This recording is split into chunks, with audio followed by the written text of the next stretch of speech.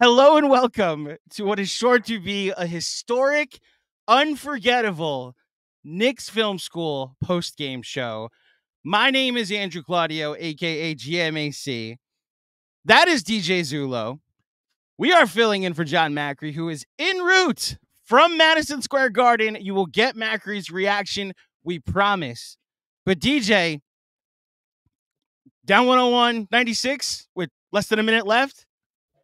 We were writing our eulogies. We were analyzing what to say. And before we even get to analyzing the game, what just happened? Bro, what just happened?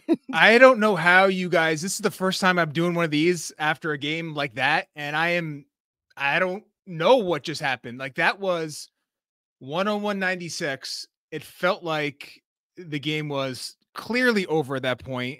And then Jalen Brunson, and we're going to talk about the performance and the shooting and the lack of everything he's been doing on the court, but he manages somehow to get off a highly contested three that he's just able to sneak over the front of the rim in the corner. And then it's like the Detroit game during the regular season, they figure out a way to somehow get a loose ball and a turnover. And then DiVincenzo, who I thought was just incredible the entire second half, his physicality, his defense, and then just to make that second three, like, the balls on this team is it's the most, I don't know what else to say about it. They just never quit, and it looked so dire there. And they just never, until that buzzer is going to sound, they were not going to stop scratching and clawing and prying the ball. And then, the Hartenstein offensive rebound after the first DiVincenzo three, he comes flying in with two hands, with 76ers wrapping their arms around him, trying to sneak it out. And he figures out a way to get to Anunoby, who has the presence of mind to get it back to DiVincenzo open for the three. It's like there's all this chaos that happens in like the most intense moments, yet they're still able to like function like a basketball team and make the right pass. Like, I am in awe of them, of what they can do on a day in, day out basis, game in, game out basis. So we're processing this. That was just, it's up there, man, of games at that building with that crowd. It's going to be an all-timer. I went back to the LJ 4-point play in the moment, thinking about it as it happened. I went back to the 99 run, because when stuff like that happens, you start to think, something special is happening to the team you're rooting for, specifically this basketball team. And look, there's a lot to get to. The Knicks largely, it's ironic, honestly. It's fitting the way the game ended, where they get a little bit out of Jalen Brunson. It wasn't perfect, but the ball bounced in, right? And then the end of the game, when Deuce McBride is checked in offense for defense, a good sub by Tibbs, it was fitting that they got this thing done. They ended the game without Jalen Brunson on the floor. That this team, 2 through 8, fittingly closed this out, because they picked up their leader, their warrior, who is just struggling in this series. Some of it is forced by Nick Nurse. Some of it is just him forcing things. When every time he was used as a decoy in the second half, I thought the Knicks had good offense. The shots that the Knicks were making down the stretch was when he would draw the help and draw the double team, find an open Hartenstein, find an open Deuce, find an open DiVincenzo, and him struggling looked like it was going to be the story of this series. But this team pulling out a W ends up being the story of this game. And look, I remember this, Knicks fans. These are games that you're going to look back on, regardless of how this series goes, regardless of how this playoff run ends. We're going to remember game 2 against Philly. That's what we're going to remember. And by the way, I have to throw some humor into it, DJ. I'm not the smartest. I'm not the sharpest tool in this shed, but I want to make sure I have my spelling accurate. So how do you spell Philly? They spell Philly. Yeah, like the normal way. Philly. Right. So there are back-to-back L's in Philly, is what you're telling me. There are. Yes.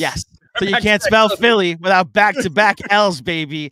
Get them up out of here. Knicks win. We can start to break down this game. Yeah.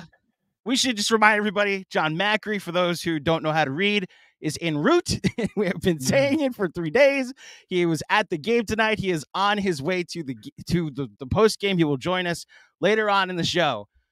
The story of this game, one just break down the last minute what happened, like the how we got there? I have no idea how to talk about the first 47 minutes of basketball without over exaggerating how insane and how joyful I am over the last minute. Well, I mean, there's so many. I'm trying to think of like where to go, and I think I have to just put this out there. I thought Embiid in the second, and it's been a trend now where he'll start the game with a certain ferocity and physicality. You could just see it by where he's catching the ball in the first quarter of these last 2 games. And then as the game moves on, the knee gets creakier, his conditioning gets worse. He really starts to wear down. So credit to him for just being out there. And I thought Maxey was just dynamite, but the Hartenstein performance, he was really not himself in game 1. And I thought in the second half, he and Brunson were able to get a little bit of a rhythm going. For all of the struggles with how Jalen was playing, I thought he did a good job of finding Hartenstein a few times in the third quarter to get him some dunks, get him to gets that floater shot that Hartenstein has been so good at in the second half of the year up into the playoffs. So I thought Hartenstein really got the Knicks going. And then that block on Maxey, who's going 1,000 miles an hour, to block it before it hits the backboard, leading to the OG Anunoby rebound and free throws. I mean, that is just an elite defensive play by a guy who has been an elite defensive player all season long. So hats off to him. I mean, I thought Hartenstein in the second half just outplayed Embiid. Even granted, Embiid is hobbled and compromised. We get all that. But I thought from where he was in game 1 to turn it around in game 2, the Knicks clearly don't win the game without him. And that defensive play is going to get lost a little bit because of the Brunson 3 and then the DiVincenzo, obviously game-winning 3. But that Hartenstein block is going to go down as one of the better defensive plays in Knick history in a playoff game in a big spot. It was an absolutely brilliant play. The ironic part about this, we could literally go 2 through 8, as I was saying earlier, and point out a moment that everybody had. You can't tell the story of this game without 48 minutes from Josh Hart. Specifically, the first 24 minutes of this game had 21 points, 15 rebounds in this game. Play again, all 48 minutes. That first half, I thought we were headed for a double-digit deficit at the half, especially the way that most of the team was playing. And Josh Hart, get this, DJ, with his shooting, kept the Knicks in the game, hitting all 4 of his threes in the first half. Then Dante DiVincenzo in the second half, I thought, picked it up. 5 of 10 on the night, 4 of 8 from 3. I thought he was great defensively as well, in passing lanes, helping on the dig. I thought OG Anunoby, specifically on Maxey, played a good second half. Also hits the 2 clutch free throws to make it a 3-point game at the end. You mentioned Hartenstein finishes with 14 points, 8 rebounds, 4 assists, and 4 big blocks. I thought Mitch, when in the game, played well. We can't second half started getting defensive, offensive rebounds. We can't tell the story of the fourth quarter without 2 humongous Bojan Bogdanovic threes to break a Nick Nurse zone. And then Deuce McBride continues to impress. Scores 9 points off the bench tonight. You want to hear a wild stat, DJ? You know what was the only negative and plus minus for the Knicks tonight? Was it Anunoby again? No, it was Deuce McBride, -8. It was Deuce? Yeah, and he didn't look like a -8. It's why you take it with a grain of salt. He's now a plus 27 for the series. The story of this series so far, for me, and I thought the Philly role players played very well, but it's that the Philly Big 2 has largely showed up for them. And outside of like a Kyle Lowry performance here in game 1 and like a Kelly Oubre defensive performance, they really didn't get anything from their role players. I thought collectively they got moments from their role players tonight, but not to the level that this Knicks team, again, 2 through 8 has given them. Especially if I told you that Jalen Brunson would shoot 8 for 29 in one game and whatever he shot in game 8 for 26 in game 1, and they would be up 2-0, you would have called me crazy. It's the story of the series so far. The Knicks are up 2-0 without really getting what we all expected from Jalen Brunson. Yeah, and I tweeted it because it felt like an important thing to note that the Knicks were leading 90-82, seemingly in control of the game in the fourth quarter with Jalen on the bench. He comes in, and Philly just right off the bat, it's like they attack him on the defensive end. He gives up a 3 to Lowry, and he just couldn't get anything going on the offensive end, and the Philadelphia goes on an 18-6 run. The Knicks need to figure out this Jalen Brunson situation. I think it's deeper than him just missing shots. I think there is a significant issue here that the Knicks are going to have to wrestle with, which is something we can talk about as we look towards game 3. Not right now. Right now, it's about celebrating what this team did. And I thought you mentioned DiVincenzo, his toughness, his ability to get in the mix on things. He was blowing up DHOs left and right. I mean, the Sixers and the Knicks are two of the number 1 and 2. I don't know how many teams are ahead of them, but they are amongst the league leaders in just amount of DHOs that they each run. And DiVincenzo was blowing up as many as he can get his hands into and just making everything tough for the 76ers on that end. Not to say anything about the shooting on the offensive end, which is absolutely huge, especially with Jalen playing as poor as he's been playing. So, it's like the Knicks had 12 second chance points on the night, which is a low number for them, but 6 came in the fourth quarter. So I think just by that, you could start to see that as well as the 76ers did in keeping the Knicks off the glass, that they weren't able to sustain it for 48 minutes. They did it for like 42, but the Knicks in the end were able to get enough on the glass to make a big difference, including, of course, the sequence where Hartenstein came crashing in and Embiid's there. Now, Hartenstein is coming from about the free throw line, so it's not clear. Like Embiid has to like take the man next to the rim. I'm not sure who that was. It might have been Josh Hart. So Hart's basically unimpeded going to the rim, but he goes up with 2 hands. And then if you watch that play, there's like 76ers around him trying to wrestle the ball out, and he to find his bearings and get it to Anunoby, and then the swing to DiVincenzo. I mean, that sequence there was just a testament to, again, what I said as we started. It's like the grit and the toughness, but also the awareness to make the right play, which was DiVincenzo relocating to the top of the key, Anunoby finding him. Like, it's just, and then, I mean, the mental toughness for DiVincenzo to get himself ready to take that shot after missing the one previous in that sequence. There's something that, it's like the We Here team had this level of toughness and grit, but it's like this team has it, but they have like the talent and the skill level to really make that pop in the playoffs. And we're seeing it now where the Knicks are up 2-0 against a team with stars that are performing really well, despite the fact that Embiid is compromised. Like he's a presence out there. And the Knicks are 2-0, like you said, with Jalen Brunson playing 2 of the worst games.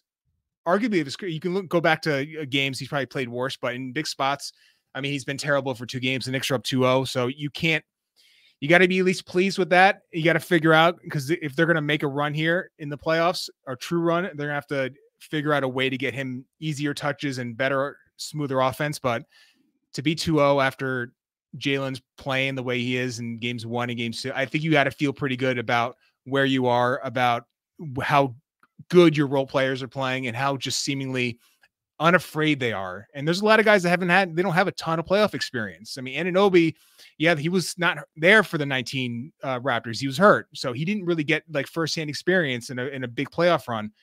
DiVincenzo doesn't have a great experience in the playoffs. So like these guys are doing it despite the fact they don't have like a ton of experience on this team. So hats off to them. I'm every game I see them play, I'm just more in awe of their grit, toughness, and just mental fortitude, physical fortitude. They are as tough as they come, and they are just in a dogfight, in a rock fight, and they've come out on top 2 games to 0. You got to feel good about going into game 3. They're in a great spot. I'm still speechless, DJ. I agree with everything you just said. I thought it was well broken down. We have some John Macri reaction that he tweeted out. Would you like to see it? I would love to see it. Yeah, I'll pull it up on screen now for everybody. So here's the first one. This is just his face that he posted. Jeez, John. Well done. Okay, and it's great editing on that, John. Awesome. It's vertical, so unfortunately, that's all we got. And then the next one. Hey guys, 30 fucking years I've been watching this team. 30 fucking years I've been watching this team. I ain't never seen any shit like that. Oh my God! This fucking team!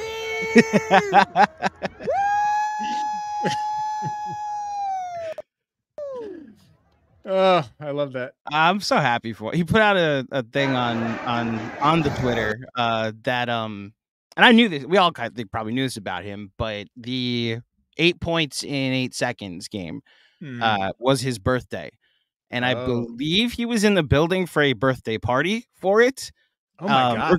Regardless really? of whether he was it or not, for that to be synonymous with your birthday, it was his 12th birthday. Really happy the Mac Man got to be in the building for a historic moment. 2 things before we get to some segments and some for those, again, John Macri is en route. He will be here to give a post-game reaction as well, take over for me and DJ at that point. But first thing, you mentioned some things to potentially get things better for Jalen Brunson. Are you seeing what I'm seeing, that fourth quarter, he was very much forcing it to try and like, okay, I struggled for this game. Now I'm going to turn it on and put this game away. It didn't seem like it was, he was forcing it over double teams. It was one-on-one coverage, shots that he normally makes. That there were certain moments where it was like, okay, we could have run a play. You could have hit a wide open man on the roll. We could have called something different. Are you seeing what I'm seeing, that it's not all just other factors and it's for the most part, Jalen just struggling? Yeah, I think he's certainly, I think it's a combination of a lot of things, but I think the biggest thing for me personally is he's at his best in 2 areas where he's getting downhill and he's not getting to the rim, but he's getting just outside the restricted area, specifically on the left side. And he's getting there with floaters, short mid-range shots. Those are highly efficient shots for him, like over 50%. He's not getting to that area. Like when he gets downhill in the series, it's to 17, 18 feet instead of 12 feet. And that difference matters. And he's doing it over length that he's gonna have to shoot over. So that alone on that area, his shot diet is much tougher than it was at any point in the regular season for a sustained period. And then the second area where he's dynamite is when he's getting catch and shoot threes or he's attacking closeouts. He's not getting any of that right now because, and this is something that's been discussed and the broadcast brought it up a couple of times. When you don't have a second creator, you're going to give up that shot profile a little bit. Now, the Knicks have done a decent job as the season moved along to try to figure out ways to get him catch and shoot threes, allow him to attack closeouts, but that has dried up in the series. So if you're taking away 2 of the more efficient areas that he can dominate and you're forcing him to shoot over length time and time again in the intermediate mid-range and long mid-range, then he's going to shoot better than this. You expect him to shoot better than this, but I don't think with this shot profile, you're going to get anything close to the MVP that we saw during the regular season. Now, the next question is like, what do you do to fix it? And that is going to take like a lot of like, for me at least, like try to figure out and watch this game again and see if there are areas that you can try to improve upon. Now, they did at one point when Embiid left, go to an empty side pick and roll on the right with Paul Reed and drop, and Jalen was able to attack him. And then when you don't have anyone in that strong side corner, you have ample space to sort of operate. Knicks do a good job primarily of getting him like double gaps to where you have like gap defenders, but you can, if you remove one of those defenders, that's called a double gap. So you have extra space to sort of like make your moves, make your decisions, get downhill. That was one of the few times the Knicks were able to manufacture a situation where you got a double gap, you're able to get downhill, and you're able to attack Paul Reed and now Joel Embiid. That makes a big difference too. So there's areas that the Knicks can certainly make life better for him. But if you're not getting another player generating gravity on their end and Jalen playing off those players, and he's not getting downhill to the areas that he can really flourish, then the Knicks have to ask some tough questions about what you can do here. Now, the Sixers just may be really well equipped to do this because of their length on the wings and Embiid as a drop defender. I thought he's been playing really well in that specific defensive coverage.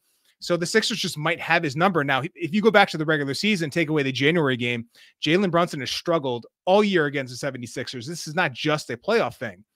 So that to me is like pretty alarming, but the Knicks are up 2-0. So you can sneak your way through this series, and he can, whether it's Milwaukee or whomever, as the Knicks go to the next round, should have a much easier time generating good offense. I think as this series progresses, I think the Sixers are just a tough matchup for him. It's been that way all season. Yeah, I pointed out. Right. Go ahead. No, good. Finish that. Yeah, I think you're right about that. It's been that way all year with this team. The stat I've been using the last couple of days, really since his performance in Game 1 this season, and it continues now, because he's only shot under 31% from the field 4 times this season. 12 times this season, 4 of which have come against the Philadelphia 76ers, 2 of which have been the last 2 games. I mean, look, you don't want to look at it from the Sixers perspective, but to get the performance out of Brunson that you could say you forced for the first 2 games, to be down 0-2. Oh, you're sick. I mean, what are you thinking at the moment? Sick. Especially the way both games So I said this to XJ at the watch party, and I said it to John after the game on Saturday, that when you lose a game that you probably should have won, you're playing from behind for the rest of the series, in the sense that you've got to now win an extra game. It's like you've already won one, but you let it slip away. So it's like you got to win 5 games in a series. Bill Simmons talks about this a lot in the emotional factor. If you're a Sixer fan, you're probably thinking, we've got to win 4 out of 5 against this team when it feels like we should have won 2 already. So it's like we've got to win 6 games out of 7 in this series. So I'm not going to go hyperbolic and say, oh, this series is over. I'm sure we're going to get reckless in the super chats later with that. But that team has, in my opinion, has officially been gutted. And now the Knicks, with 2 of the remaining games at the Garden, there's a good road team. And they just kind of haven't gotten anything out of Jalen Brunson yet. Right. If you're Philly, how do you even begin to pick up the pieces here? Well, if you're going to look at it from like the positive side, they were able to limit the Knicks on the offensive glass. Whatever they're doing against Jalen Brunson is working. And Maxey has been really good in these 2 games. Now, the problem is, and this is going to be the issue for them, is that you've had this play out 2 games in a row where you get Joel Embiid coming out and looking good, looking like not quite himself, but close to it. And then as the game progresses, Stan Van Gundy called it out on the broadcast around the 3rd quarter, midway through, that defensively he was just a shell of himself. And then in the 4th quarter, I think it was the 4th quarter where McBride missed the layup. That was the 4th, right? So they showed it on the replay where Embiid wants to go and sprint and try to get him at the rim, and he pulls up because he just didn't have it in him. And then the broadcast was noting on the sideline where he's really getting a lot of work done on that knee, which is just something where he looks good at the start, and then it just wears him down as the game progresses, because not only because of the injury, but the team he's playing against is just hitting you in the head with a baseball bat for 38 minutes that you're playing. And you got these 2 centers, and I thought Hartenstein, the one foul at the end where he had his hands in, and Embiid had the N1 on the left wing, was just disappointing, because I felt like the Knicks have been pretty disciplined against him, guarding him one-on-one, but they are just 2 physical centers that he has to go up against. And when it's not them, he's got Josh Hart crashing over his back. He's got OG Anunoby coming over from the weak side, guarding him in some situations. So the toll that he is taking on a game-to-game basis against this specific team has to add to the wear down factor, which is clearly happening now 2 games in a row. That to me is like of all the alarming things that the Sixers are experiencing, is that they seemingly can't get a full game out of Embiid. And if that's not the case, it's probably not going to be their series. You see me fiddling with my camera, by the way. For some reason I'm out of focus. I apologize, folks. I'm trying to make it work. Here, let's go to full black, and then I think I need to white balance the difference. All right, it's good enough as of right now. Which is what the Knicks have been. I do love seeing you in 4K. I mean, you are a handsome devil. I'll take it. Thank you. I would prefer 4K over anything. Oh, it just adjusted. There you go. Just like a lot of adjustments Tom Thibodeau made in the second half of this game. Well, can we just also make mention?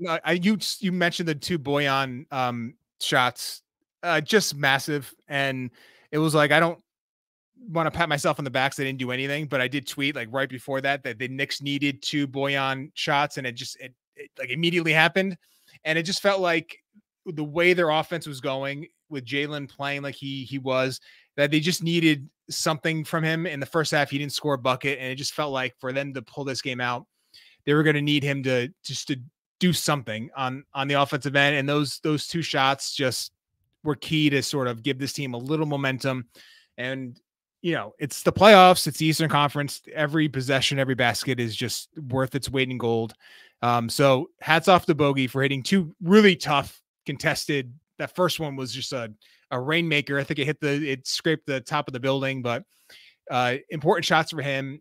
You talked about 2 through 8 a few times. It's just so important to keep referencing that, because the Josh Hart first half performance, the DiVincenzo, I thought in the second half, his grittiness, his toughness, getting in passing lanes, like you mentioned, and just doing a good job. And then the shot making.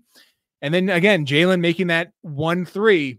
And it's, again, another tough look, but he was able to get that ball to go.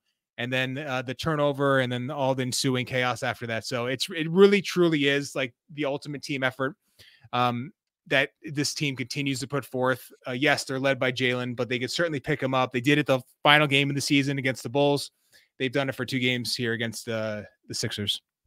What a team, and what a what a ride this has been.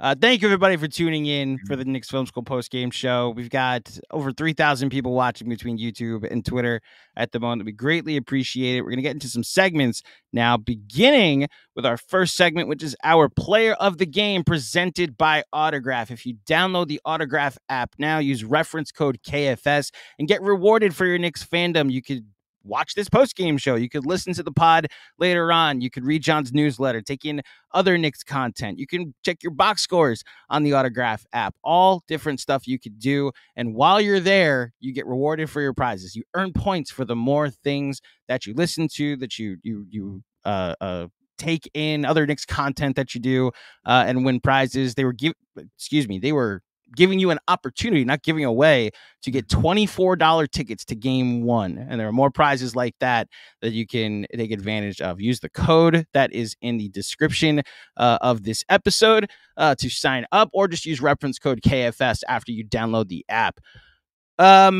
Interesting. The Player of the Game, DJ. We're each going to give out one. Mm-hmm. And I'll go first and just say Josh Hart, because look, it feels like the discourse over the last couple of days, and maybe the days leading up to this series, was what Josh Hart wasn't able to do and how the Sixers would play off of Josh Hart. It's been a discourse amongst the Knicks faculty as well. And, you understand what the spacing issues cause. And some of that may even contribute to what's going on with Jalen Brunson so far this series. But this man just continues, whenever he's in a game, to make winning plays and just make important decisions and have important moments that have contributed to some of the playoff victories that this franchise just hasn't really seen throughout its history. And I've got a Josh Hart game 1 from last year that I remember. I've got a Josh Hart game 2 from this year that I remember. I've got a Josh Hart game 1 from this year that I'm going to remember forever. 48 minutes, another double-digit rebound performance. He had the game-high 15 rebounds and another game-high from our 6'5" power forward. He's just been incredible and continues just to justify the look. I think we both have conceded. I think every person that's analyzing this series, there should probably be like 4 minutes where they go with optimal spacing. Like, we all agree with that. Like, Zach Lowe, I thought, said it perfectly.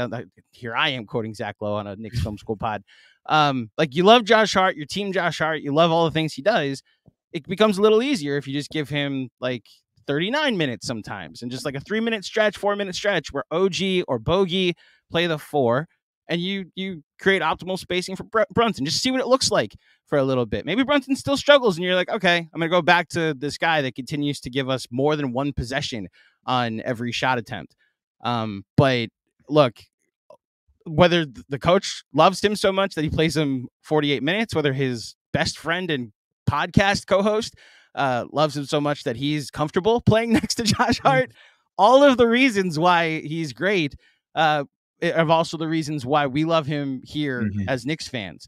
And it's why we're just so thankful for all the different ways that, and oh my gosh, John Starks going nuts for Josh Hart in the third quarter. I thought he was going to just run on the court. I thought he was just gonna, spoke rip to off the my jersey. heart. Quite literally spoke to my heart, DJ. Just both of those number threes. So perfect. And he relates so much to him. Jersey number aside, just the way they compete, they do it differently, but just he gets Josh Hart. Like John Starks, Josh Hart, they get each other. It's the Spider-Man meme. Like, there's so many things. Like, if you were a Knicks fan in the 90s and you saw Starks play, and he was my favorite Knick, will be my favorite Knick forever. You know, when I say they relate to each other, and there's something there with the vibes and the effort and like what they do for the emotional tenor of the game. It's very similar and almost like too similar the way that some of the, you know, there's some things where like you wish they wouldn't like push the envelope too much. You wish they would like pull back a little bit or not take that shot or not drive that ball. But in the end, like their aggression is what makes them who they are. And you have to be along for the ride. That's going to be bumpy, but it's a fun one if you can just stay on the cart and not get off before it gets a little too crazy, because both those guys are certainly Knicks, like the soulful Knick player. Like that's who they are. And then when Starks was rooting and hollering and slapping him on the court, like I was thinking the same thing. So I am 100% with you there. Before you get to, I got to hear the full quote and the full context. Before you get to your player of the game, we got a quote from Joel Embiid. I'm just going to read it because I can't hear it yet. We're going to win this series. We're going to win this. We know what we've got to fix. We did a better job today, so we're going to fix it. We're the better team, and we're going to keep fighting. What's the longest river in Egypt? Is it the Nile? The Nile, yes. The Nile, yes. All right. You'll have plenty of time to go visit it, Joel. Your turn, the player of the game.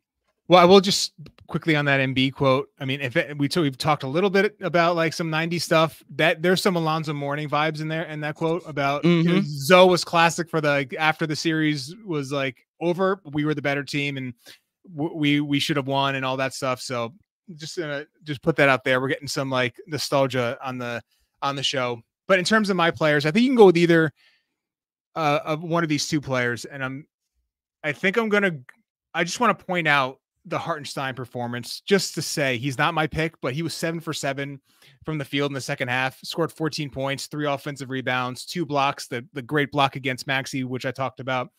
He was fantastic in that second half.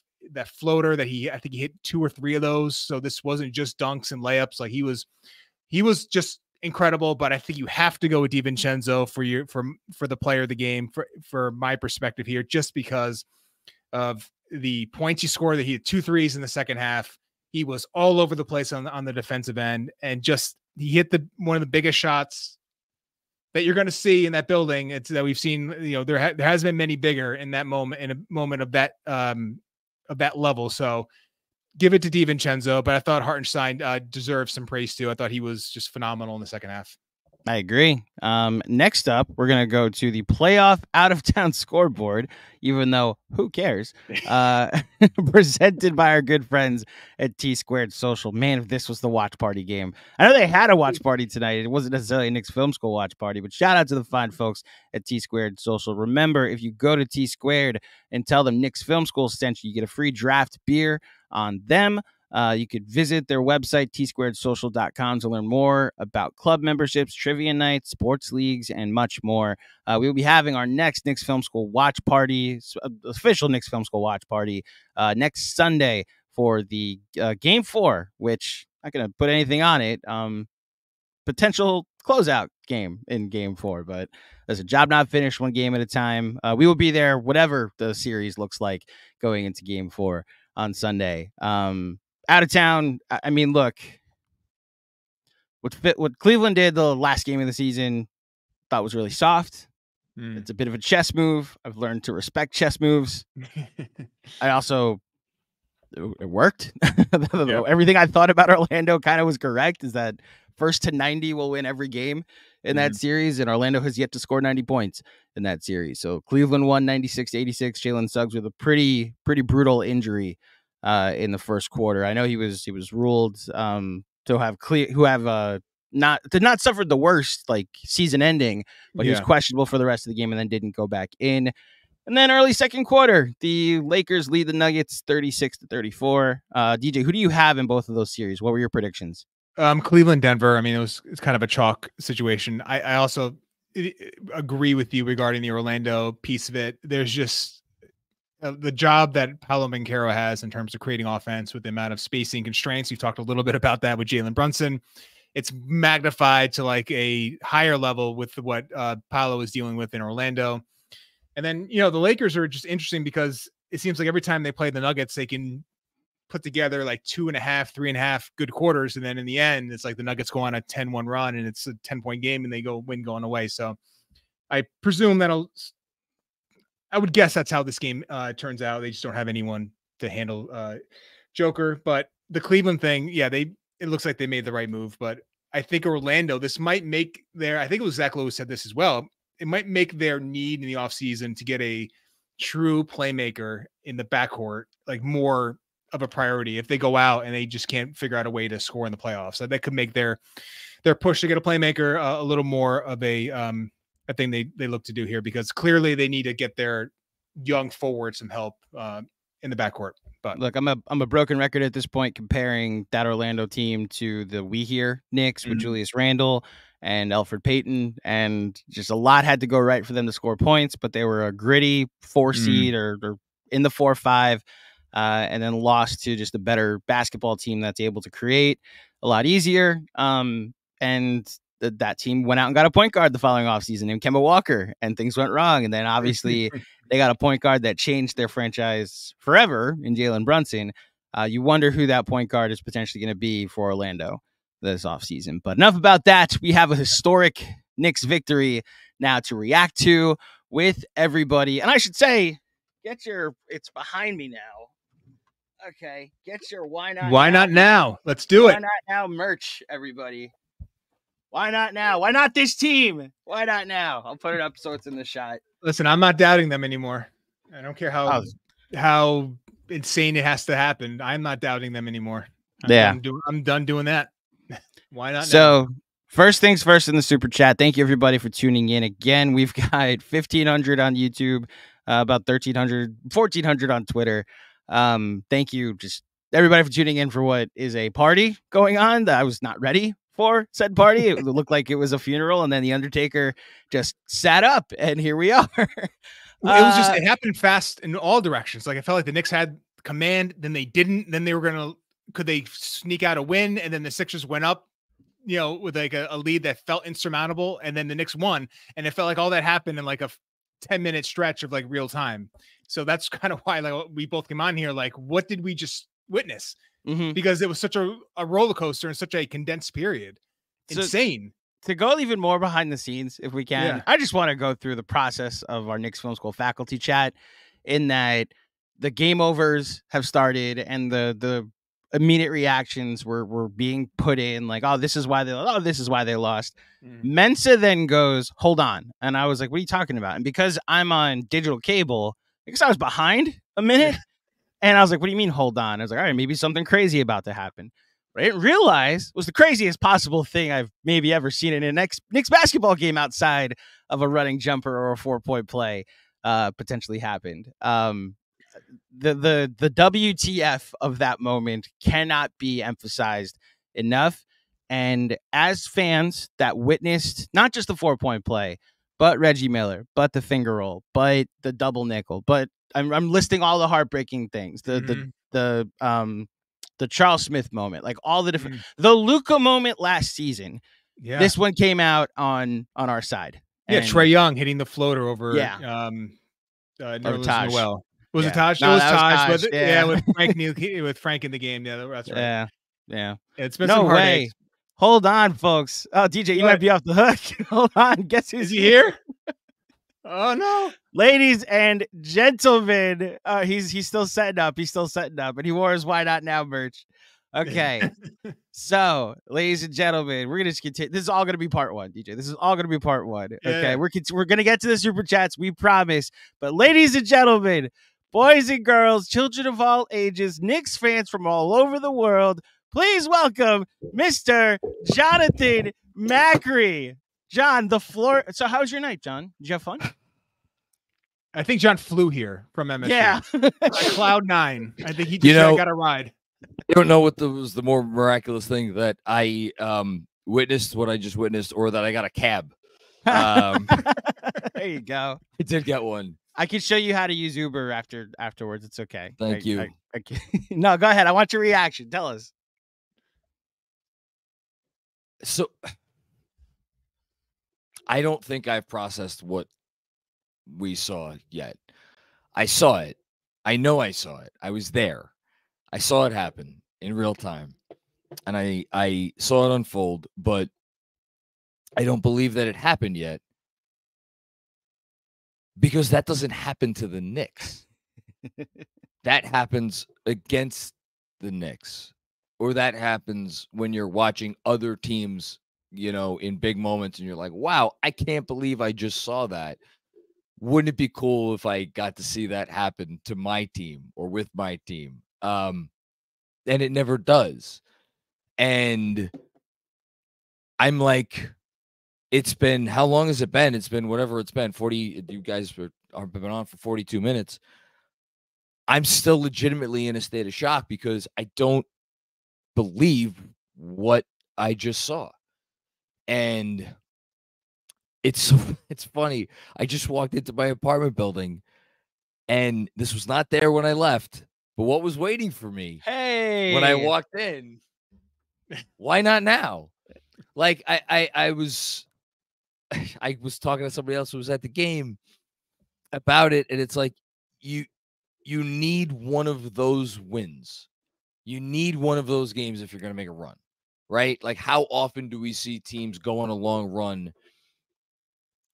and get a game like that somewhere along the way that they were not supposed to get? And this team, 10 different ways from Sunday, they weren't supposed to win this game, which I'm sure you guys have already talked about already.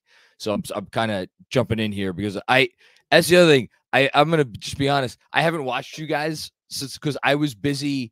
This was one of those wins where it's like you call your family and your loved ones. I called my brother. I called my mom. I called my dad in Florida. She'd be like, hey, I love you. Want to say, did you see that? This fucking team, they don't get it. They don't understand when they're supposed to be out of it.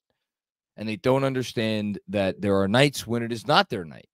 They just don't understand that. They don't seem to accept it. Like, DJ, I'm like so curious to hear from you, because I can't fully process the fact that team has 2 stars. And we've been going back and forth, and we've talked about it already, about how one of those stars is maybe not 100%. Well, I don't know what percent he was tonight. I'm talking about Embiid. Mm-hmm. Looked pretty good. And then the other guy who told, I guess, reporters after the game that he was taking an IV before the game. And, like, that's the best playoff game I've ever seen Tyrese Maxey play. It's one of the best games I've ever seen Tyrese Maxey play. They had 2 stars. And both of those stars came into Madison Square Garden and played excellent. You cannot take that away from them. We have 1 star. I mean, I get it. It's a team. It's a capital T team, and that's what the moral of the story is. That's what our takeaway is, right? That's not usually how it happens. The stars play well, you usually win the game, right? They have 2. Their 2 played well. We have 1. Our guy, it's been 2 games now, and he still hasn't come up with any of the sorts of efforts. Not efforts is the wrong word. The production, to be very clear, production, because God knows the effort is never lacking with Jalen Brunson, but the production, the execution, on the offensive end at least, has not been there. How do you win that game? In what world do you win that game? You don't win that game, and that's why, like, I don't even know what happened in the last minute. But I know Jalen Brunson, like, it was an Allen Houston bounce in, and then was that Isaiah Hartenstein with the offensive rebound? After the Maxey turnover, yeah, Maxey turnover. DiVincenzo 3. Hartenstein, who did he block? Maxey. Okay, yeah. I blacked out. Sorry. Well, can you do me a favor? Because sure. I've been to a lot of games. I have never seen anything in person approaching what that was. When that DiVincenzo 3 went down, do you remember anything? The crowd, the sound, what you were thinking, what you were watching? Like, do you remember any of it? No, I What do you remember? I turned to my buddy and I looked at him, and then I just turned around and I think I sank down towards the floor. because and again, this is how I work. I'm like, okay, the game's still not over. Like somehow we have this lead, but the game is still not over. And I was just like, I was preparing for anything, but I was also reconciling what I had seen. And so I like went into my own like mental, emotional space for a minute. And it's like, I wasn't, I heard everything was happening around me, but it wasn't it wasn't sinking in. That doesn't make any sense. I apologize. And then did they? Sorry, and they didn't have a timeout, or right? They didn't have a Philly timeout. Didn't have a timeout. Yeah. Which John, Nick Nurse calling that challenge, they didn't have a timeout to call in that moment. And so, anyway, so like, but wait a minute, no, but Nick Nurse complained that he had a timeout and he was trying to call it. But you're talking about when? No, that challenge on the Anunoby was his last. Oh no, sure? That was no. You're right. He was trying to call into Mountain, didn't. You're right. Yeah, but I'm talking about before. Well, he would have had 2 if he didn't lose that challenge. Okay, but they didn't give him the timeout. They didn't give him the timeout. Thank God. In any case, like I just because I still didn't believe it was going to happen. I thought maybe it was just going to be that the heartbreak was going to be that much worse. Even the Embiid 3 at the end of the game when it was up. Oh my God, it's going in. We're going into overtime, and then it missed. Like that's just how I work. Oh, we know. There's a lot of damage. We know a lot of damage. There's a lot of damage in this. You heard for a week and a half how unbeatable Joel Embiid is, and here we are up 2-0 against what looked as a serviceable Joel Embiid. Look, but I've never. This is this team. Yeah, I've never experienced anything like that. And then, sorry, the thing I said I had to say at the top of this, because I know he didn't do a ton in the second half. And like, I don't know. I'm sure you guys already talked about him and gave him his props and the whole thing.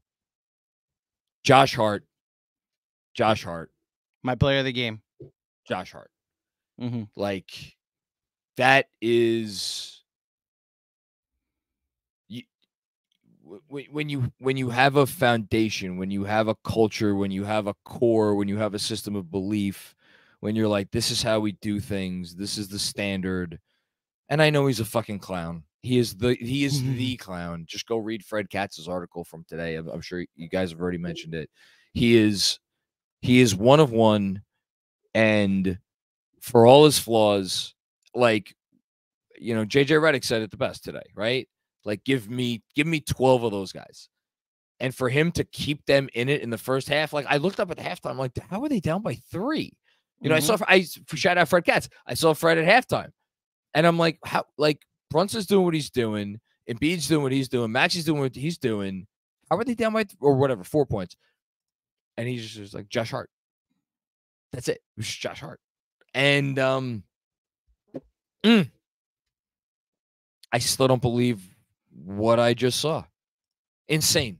Absolutely insane. Last thing I can say is I 8 points in 8.9 seconds. I will never forget it. Never forget that feeling that day.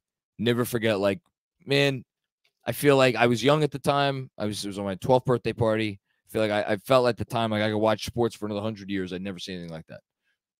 And it happened to us against our team. And I was like, man, what are the fucking odds? And I felt like tonight, maybe the basketball gods repaid us, because that's how big that felt to me. We got one.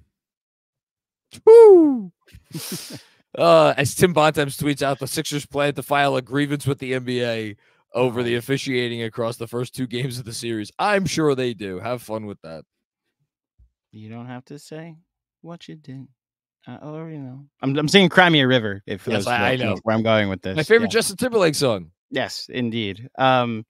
So there's a super chat in here from the future that you're not going to get to for like hours. But someone wished Robert Cross a happy birthday, I believe, and his birthday's not until the 25th.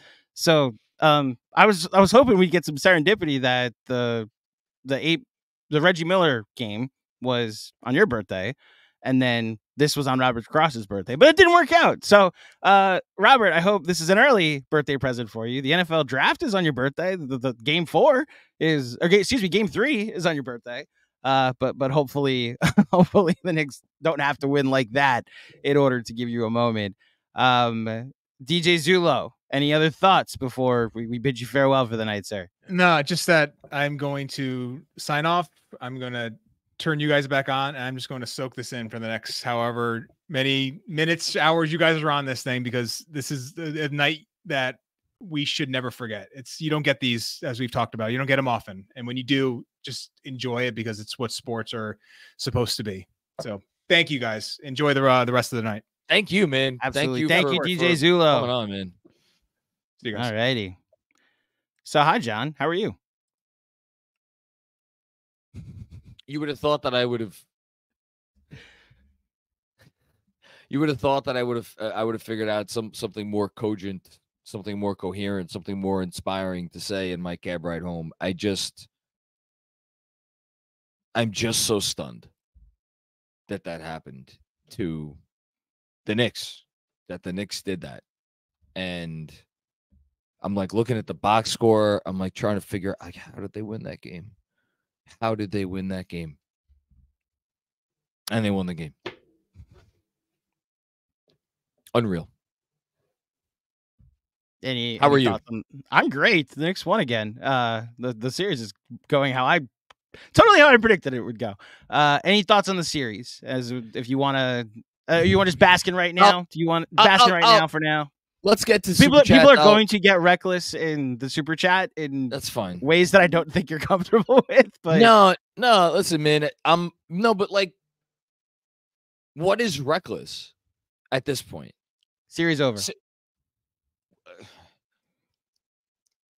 I am not going to say. Well, no. I mean, look, if you want to think the series is over, that's fine. I'm not gonna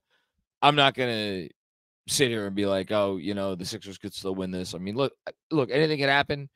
I mean, the freaking Clippers were down 0-2 they lost both games in LA just a few years ago, and they were going against Luka Doncic, and they came back and they won that series. Like, crazy things happen in the NBA playoffs, but the Knicks have been in existence for 77 years now. This is their 77th season. They've gone 2-0. I went back and I counted today. I think it was 21 or 22 times, one or the other. They've lost one of those series, and it was Michael Jordan that did it to them. Now, Joel Embiid's very good. Tyrese Maxey's very good. The Knicks they're ice skating uphill a little bit here with how Brunson has been performing, and I believe he will be better.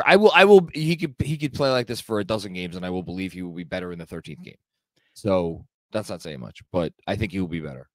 Well, that's what I think is the most encouraging thing if you're a Knicks fan, real quick, because they're getting the Julius Randle series against Atlanta from Brunson, and they've won the first 2 games. They are up in the series 2-0. I mean, he is 16 for 54 from the field? 55. He was 8 of 29 tonight. So thank you, 16 for 55. But that's still, like, you're off by 1, and that's still an insane number. And they're 2-0. They're 2-0. And like, who had an insane game tonight? I mean, Josh Hart, his first half was insane. And then who was massive in the second half? Like, it was a team effort. It was just a team effort. Their defense in the second half. Yeah, their defense, like you said, their defense in particular. I thought some of the role players for Philly. Look, I actually don't have like a lot of criticism for like, oh, we were lucky Philly did this poorly. I thought they played a little bit desperate. They played a little bit more disciplined. They clearly made an effort on the boards. They got something from just about every role player. Tobias Harris had some big shots and some big deflections on the offensive glass for Philly. Kyle Lowry did Kyle Lowry things. You got the 2 Lowry threes. You got the 2 Tobias Harris threes. You got the 2 Nick Batum threes. Like, you got 6 threes from their role players. Oubre did his thing. Yeah, like all of them had moments in this game. I mean, I guess maybe the biggest thing is a game after the Knicks had an offensive rebounding advantage of 14 and won by 7. They had an offensive rebounding advantage of 2 and still won. Like, there's no... for as much as it would have been heartbreaking to lose the game because they were up by 7 in the fourth quarter, they had no business being up by 7 in the fourth quarter in the first place. And then, so it's like, and then like you watch the fourth quarter, and again, I don't know how you guys may have already talked about this. I can't really think of a play in the fourth quarter where I'm like, man, that one's really going to come back to eat at me because they should have gotten a better possession out of that, or they should have got a better shot. Like, I trust Brunson, and Brunson's taking shots that he usually makes. That's the tough part, is that at this point in the series, there's clearly something that's not working, and it's Jalen Brunson doing the things that he normally does to get He's shots. done it all year. Right, so that's why it's tough to criticism, even if it's warranted. The way they were generating offense tonight was when they were using him as a decoy, drawing help, finding Hartenstein as a floater, generating looks for others. Yeah. And it seemed like he forced the debate when they made the sub. I didn't even criticize the sub, but the Devo for Deuce sub, it then became, all right, take us home, Jalen. And as a result, he didn't take us home, it looked like, until it's so good that you brought up that the Jalen Brunson bounce on the rim 3 is reminiscent of Allen Houston, because then you get the LJ 4-point play on another 3-pointer shot in the Garden, this time by DiVincenzo. I mean, it's just, look, it's an unforgettable night. It's one of the nights we're going to remember as Knicks fans forever. I'll never forget this light as long as I live. Yeah. All right. You want to get the super chats? Let's do it. Let's do it. We got one from before the game. Okay, let's see what it is. I can't wait. Before the game, there was a time before this game. Knicks fan patrol. Embiid needs to sit. The 2019 KD teaches nothing. Yeah, he did not sit. I don't think he's going to sit next game or any game in this series. I think he's going to give us all he has for as long as he can give it. And say this, man, those guys are warriors. Sixers, both of them. Embiid and Maxey, warriors. Thanks, Knicks fan patrol. I should add, this was not before the game. This happened at 10 o'clock, so right before the game ended, where it was like he's making a joke that like, oh, come on, Embiid, you got to sit. You don't want to pull a KD. You're going to make it worse after watching what you did to us tonight. I can't believe. I mean, he was awesome. Well, you know what? I say he was awesome. He was 12 of 29. You know, he had to work for everything, and I thought there were moments where their entire offense was run it through Embiid, and I was terrified every time. He lumbered a lot in the second half. I can't tell if it's because he's hurt or if it's like because of he's out of shape. Like it's a combination of both, that he is lumbering through these second halves. I gotta tell you, like, well, you were live. What did you see? He's hitting shots. What I saw was the best defense you could possibly play. Anytime he hit a shot, and for that matter, anytime Maxey hit a shot, I was just like, all right, tip your cap. Like I can't think of a shot that either of those guys hit tonight where I was like, man, they blew the coverage, or, you know, maybe there was one early Embiid 3 where it was maybe, I forget which center it was. I apologize, but somebody didn't get out enough. And then so Kevin O'Connor, of course, tweeted about this. Josh Hart was my favorite. Josh Hart played off Maxey on the 3 that put him up by 4. And he was criticizing because like Hart was going over to help on Embiid, which, all right, you want to critique that? Fine. I thought he got back okay, but it was whatever. It was what it was. But Maxey made a tough shot. It was Maxey was like insane all night. Yeah. The guy was awesome. The Sixers Twitter account tweeted out Maxey with his hands on his knees. But for those who didn't, he tweeted with his hands on his knees, and it was next to the iconic photo of MJ in his flu game. Yeah. The difference is MJ won that game, and that was the finals, a place the Sixers haven't been since 2001. Or past the conference finals, which is something the Sixers haven't been to since 2001. Yeah, well, anyway. So we have one super chat from our good friend Chris Carter. It was good to see you, by the way, Chris, at the watch party. This is the only, I believe, the only one that came in before the pandemonium happened. Okay. This is the first real stretch of adversity that Brunson has faced as a Knick. Really curious to see how he responds the rest of the series. Me too. I think at this point, going into game 3 and going into the rest of the series, like if you're Philly, like what adjustments are you making, right? Like I don't think they need to adjust anything they're doing on the defensive end. I don't think that I don't even know what they would be able to adjust on the offensive end. Like they're getting good shots, like Embiid and Max are doing their thing, like they're making the correct passes when the passes that are to be made.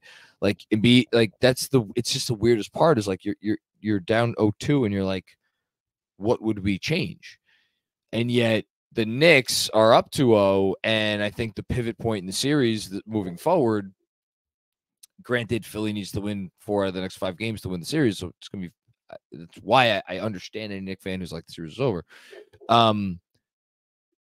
Brunson, that's the biggest question, I guess. Is there an adjustment that he needs to make? Is there an adjustment that the Knicks need to make? Or is it just the old play better adjustment, you know, which is the most famous adjustment in sports, like play better. I was there. I thought the looks even got better as the night went on. You want to tell me he was forcing them? But it's weird because he's been hitting them all year. That's why he has earned so much grace that it took until the end of the fourth quarter of game 2 for me to be like, all right, Jalen, you're forcing it a bit. Like I agree with you. He's hit those all year. He's a tough shot maker. Yeah. The variance is going that direction at the moment. And I thought they were doing other things that were working. It's not even like a blame Brunson type of thing. There would be nothing that he could do other than he would have to probably murder someone on one of his missed shots for me to be like, oh, Brunson, you can't do that. Let me say he has earned the benefit of the doubt. He's clearly not comfortable on long twos. And he doesn't seem to be all that comfortable on threes. When he's gotten pretty close to the rim, where it's like, even when he's like contorted himself, but when he gets a good look, when he gets a good solid look, like some time to shoot it, and he's close enough to the rim, I feel like those have been the ones that have gone down. I want to go. I don't know if I'm going to get a chance to do it tonight. I'll probably do it tomorrow morning. Go back and look at all the shots he's made in this series. I feel like a lot of them have come pretty close, you know. But it's like, how do you free a guy to get those sorts of shots? It's very tough. Yeah. What's going to suck for Philly, even other than just being down 0-2 and now you're going back home needing to win 4 of 5, is exactly what you're talking about. Maybe those shots start to fall that have fallen all season. Now it's like, oh, now we're not even stopping Jalen Brunson. You know, maybe we get one of those games. So look, the series I've thought this reminded me of since the beginning is the Boston-Brooklyn series from 3 years ago. Oh, 4 close games. It was a 2-7. Everyone was trying to duck. Like Milwaukee literally tried to duck Brooklyn because they didn't want any part of that 2-7, and it led to them getting home court. The Boston getting home court. They didn't duck the smoke and swept after 2 thrilling game 1 victories that were very close down the stretch. The bit of the inverse in that game 1 was a buzzer beater layup from Jason Tatum. Yeah. And then game 2 was them with a huge fourth quarter comeback, their only lead of the game being in the fourth quarter. And I thought this series reminded me of that. The Knicks obviously don't have, like, the Miami Heat that year were not what will await the Knicks in the conference finals if they get there. But that type of, these are two seeds facing off, and one team just got their stuff together at the very end of the season, and one team has been a revelation for months now. Yeah. And here we are, up 2-0, similar to that series. We'll see what happens in game 3. Okay. I'm going to go behind the scenes, give you the floor, Mr. Macri. And can I grab a beverage? Yes, go ahead. In fact, I will say something to the fine folks watching online. Thank you, everybody, for tuning in. We really appreciate it. Over 3,100 people watching live between YouTube and Twitter. If you're here and you're not liking the video, please do so. If you haven't subscribed, please do so. We hit 15K. We'd love to get to 16K by the end of the playoffs, if you don't mind helping us out there. Again, the Knicks Film School post-game show. We appreciate you being here. Again, shout out to DJ Zulu for joining me for the first 5 minutes until John got back from a pandemonium in Madison Square Garden. And now, Mr. Macri, the floor is yours to take it away with the Super Chats. And I just will say, we'll go to the Super Chats, but I just want to say thank you to anybody who I ran into tonight. Met a bunch of people. It was really great to meet a lot of folks who either listen or watch or read or any way they consume Knicks Film School. So yeah, just really appreciate that. And great night to share with Knicks fans in the city. So yeah. Okay, let's do this.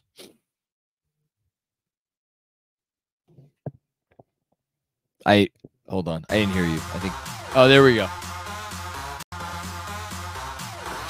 Yeah, Jeremy.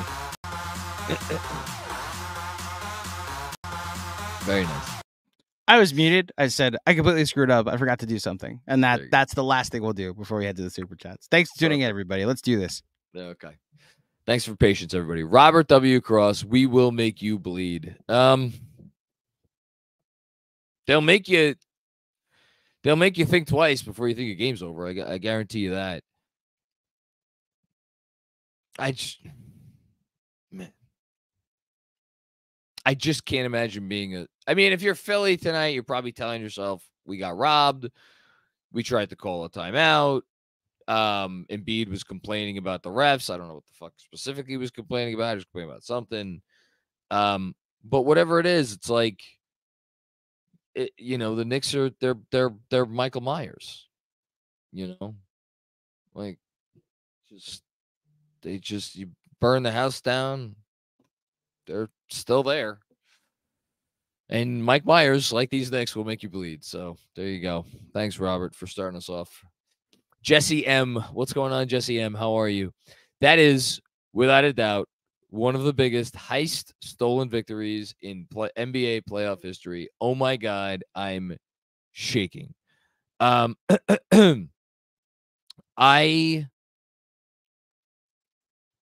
my God. I'm looking at Tim Bontemps just tweeted out. Sorry. Joel Embiid was asked how his team could bounce back from this loss. We're good. We're going to win this series.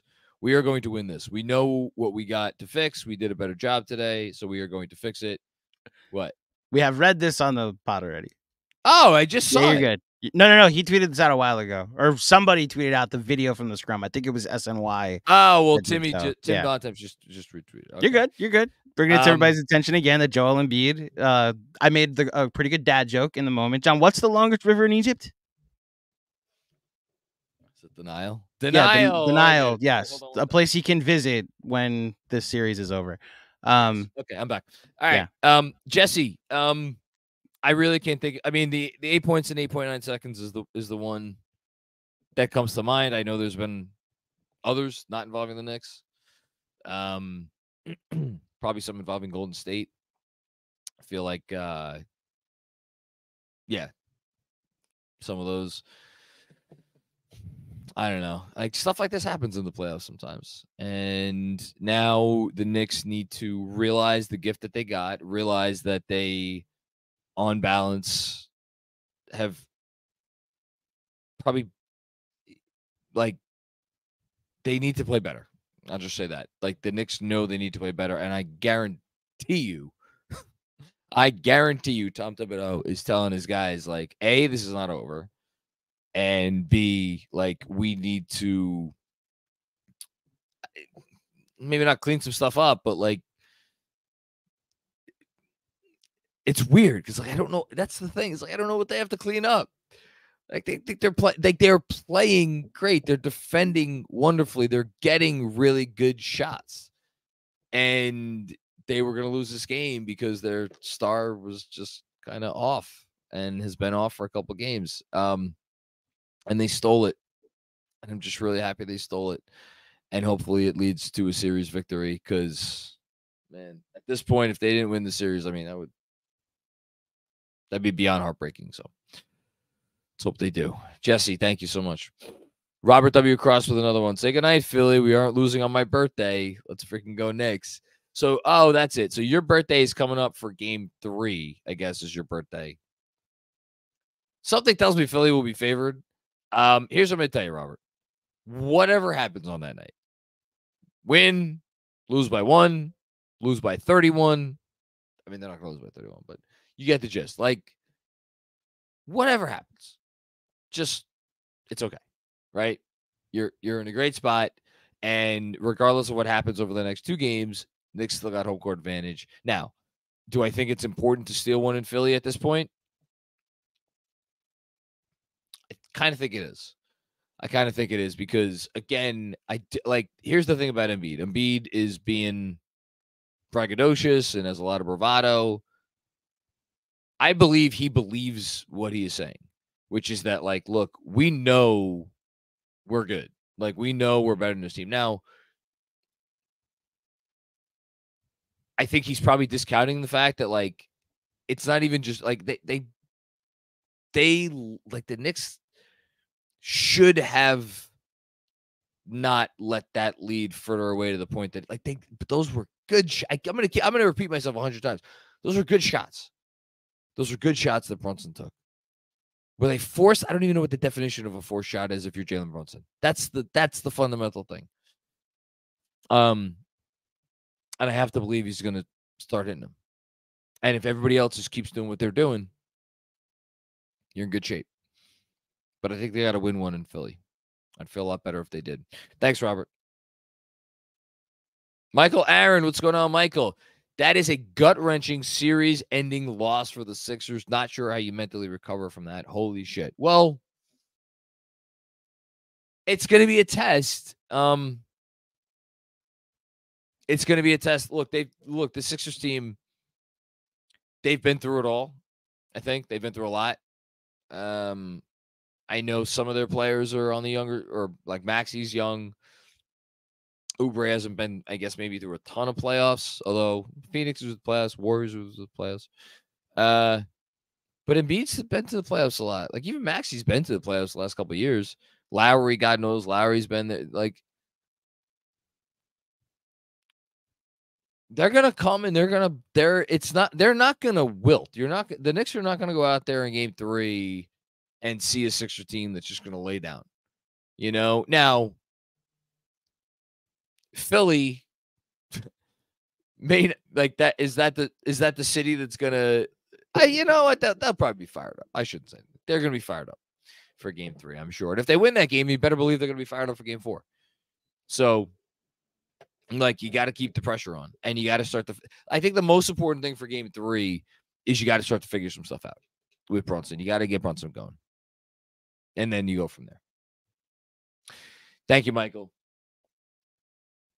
Hush Zoo, I am in tears. And then a bunch of letters. Yeah, I'm right there with you.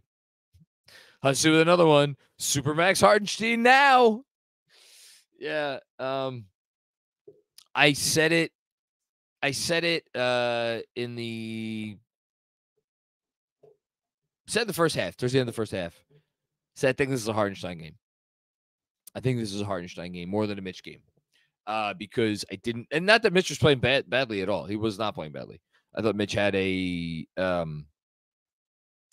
fine game. I think because they were struggling as much as they were on offense, I'm like, the Hardenstein game. And what do you know? Hardenstein, 30 minutes and took 8 shots, made 7, scored 14, 4 assists, 4 blocks. Pretty good. Pretty good. Jazzo focused. Dante. Yes. One of the all-time shots, a plus 11 in a game. They won by 3. 19 points on 10 shots, 4 of 8 from deep. Made all 5 his free throws. Don't sleep on that. 2 steals. These are big game players. They were big game players in college. They played on the biggest stage in college, and they succeeded on the biggest stage in college. You can count the amount of championship game performances in the NCAA tournament on one hand. Maybe you need an extra finger, but I think you probably count them on one hand over the last 20 years that were bigger than Dante DiVincenzo's championship performance for Villanova when that team won. So he's done it. He's not going to shy away from the moment. The confidence that it takes to take that first shot, miss it, get the ball back, no hesitation, none, zero, and make it. That's gotta be. That's one of the biggest shots in Knicks history. Like, we'll see what happens in the series. Even so, that's one of the biggest shots in Knicks history, regardless of what happens in the series. Okay. Thanks, Joe. Dan Hidalgo, best win I can remember. The why not now Knicks are becoming the don't worry about the details, we're going to find a way to beat you Knicks. Yeah, they do seem to do that a lot. This team hasn't lost in a while, right? They finished the season winning however many straight games they won. 5 or 6 straight games. Now they've won the opening 2 of the playoffs. At some point, this is going to come to an end. I suspect it will. Look, game 3 is going to be a bear. They will come out. They will fight. I think they will come out. Like, I was fascinated to see how Brunson came out tonight. I'm more fascinated to see how it comes out on what is it? The game Thursday night, because I feel like at this point he's shot so poorly. These might be the worst back-to-back shooting games he's had in his career. Like, I'll go back and look at it at some point tomorrow, but does he get to a point where he's just like, well, I mean, fuck it, I can't be any worse, and maybe it takes a little bit of the edge off? I don't know. I don't know. I don't think they'll be intimidated playing in Philadelphia. I know that. They've won there twice this year. Thanks, Dan. Haitian Ferg, this fucking team.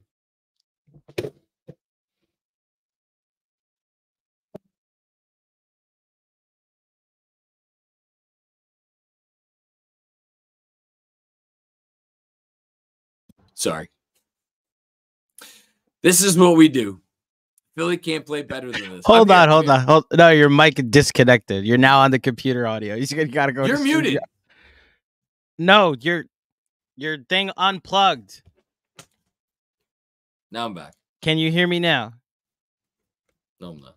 You have to chill. Oh my god. There you go. Now I'm back. There you go. You can hear me? Yeah. This fucking team. Sorry. Yeah, this is what we do. Philly can't play better than this. They came to win and shut their shit down. Fuck out of here. I'm out the window. Clearly, I'm out the window, too. Unbelievable. Unbelievable game. Thanks, Haitian.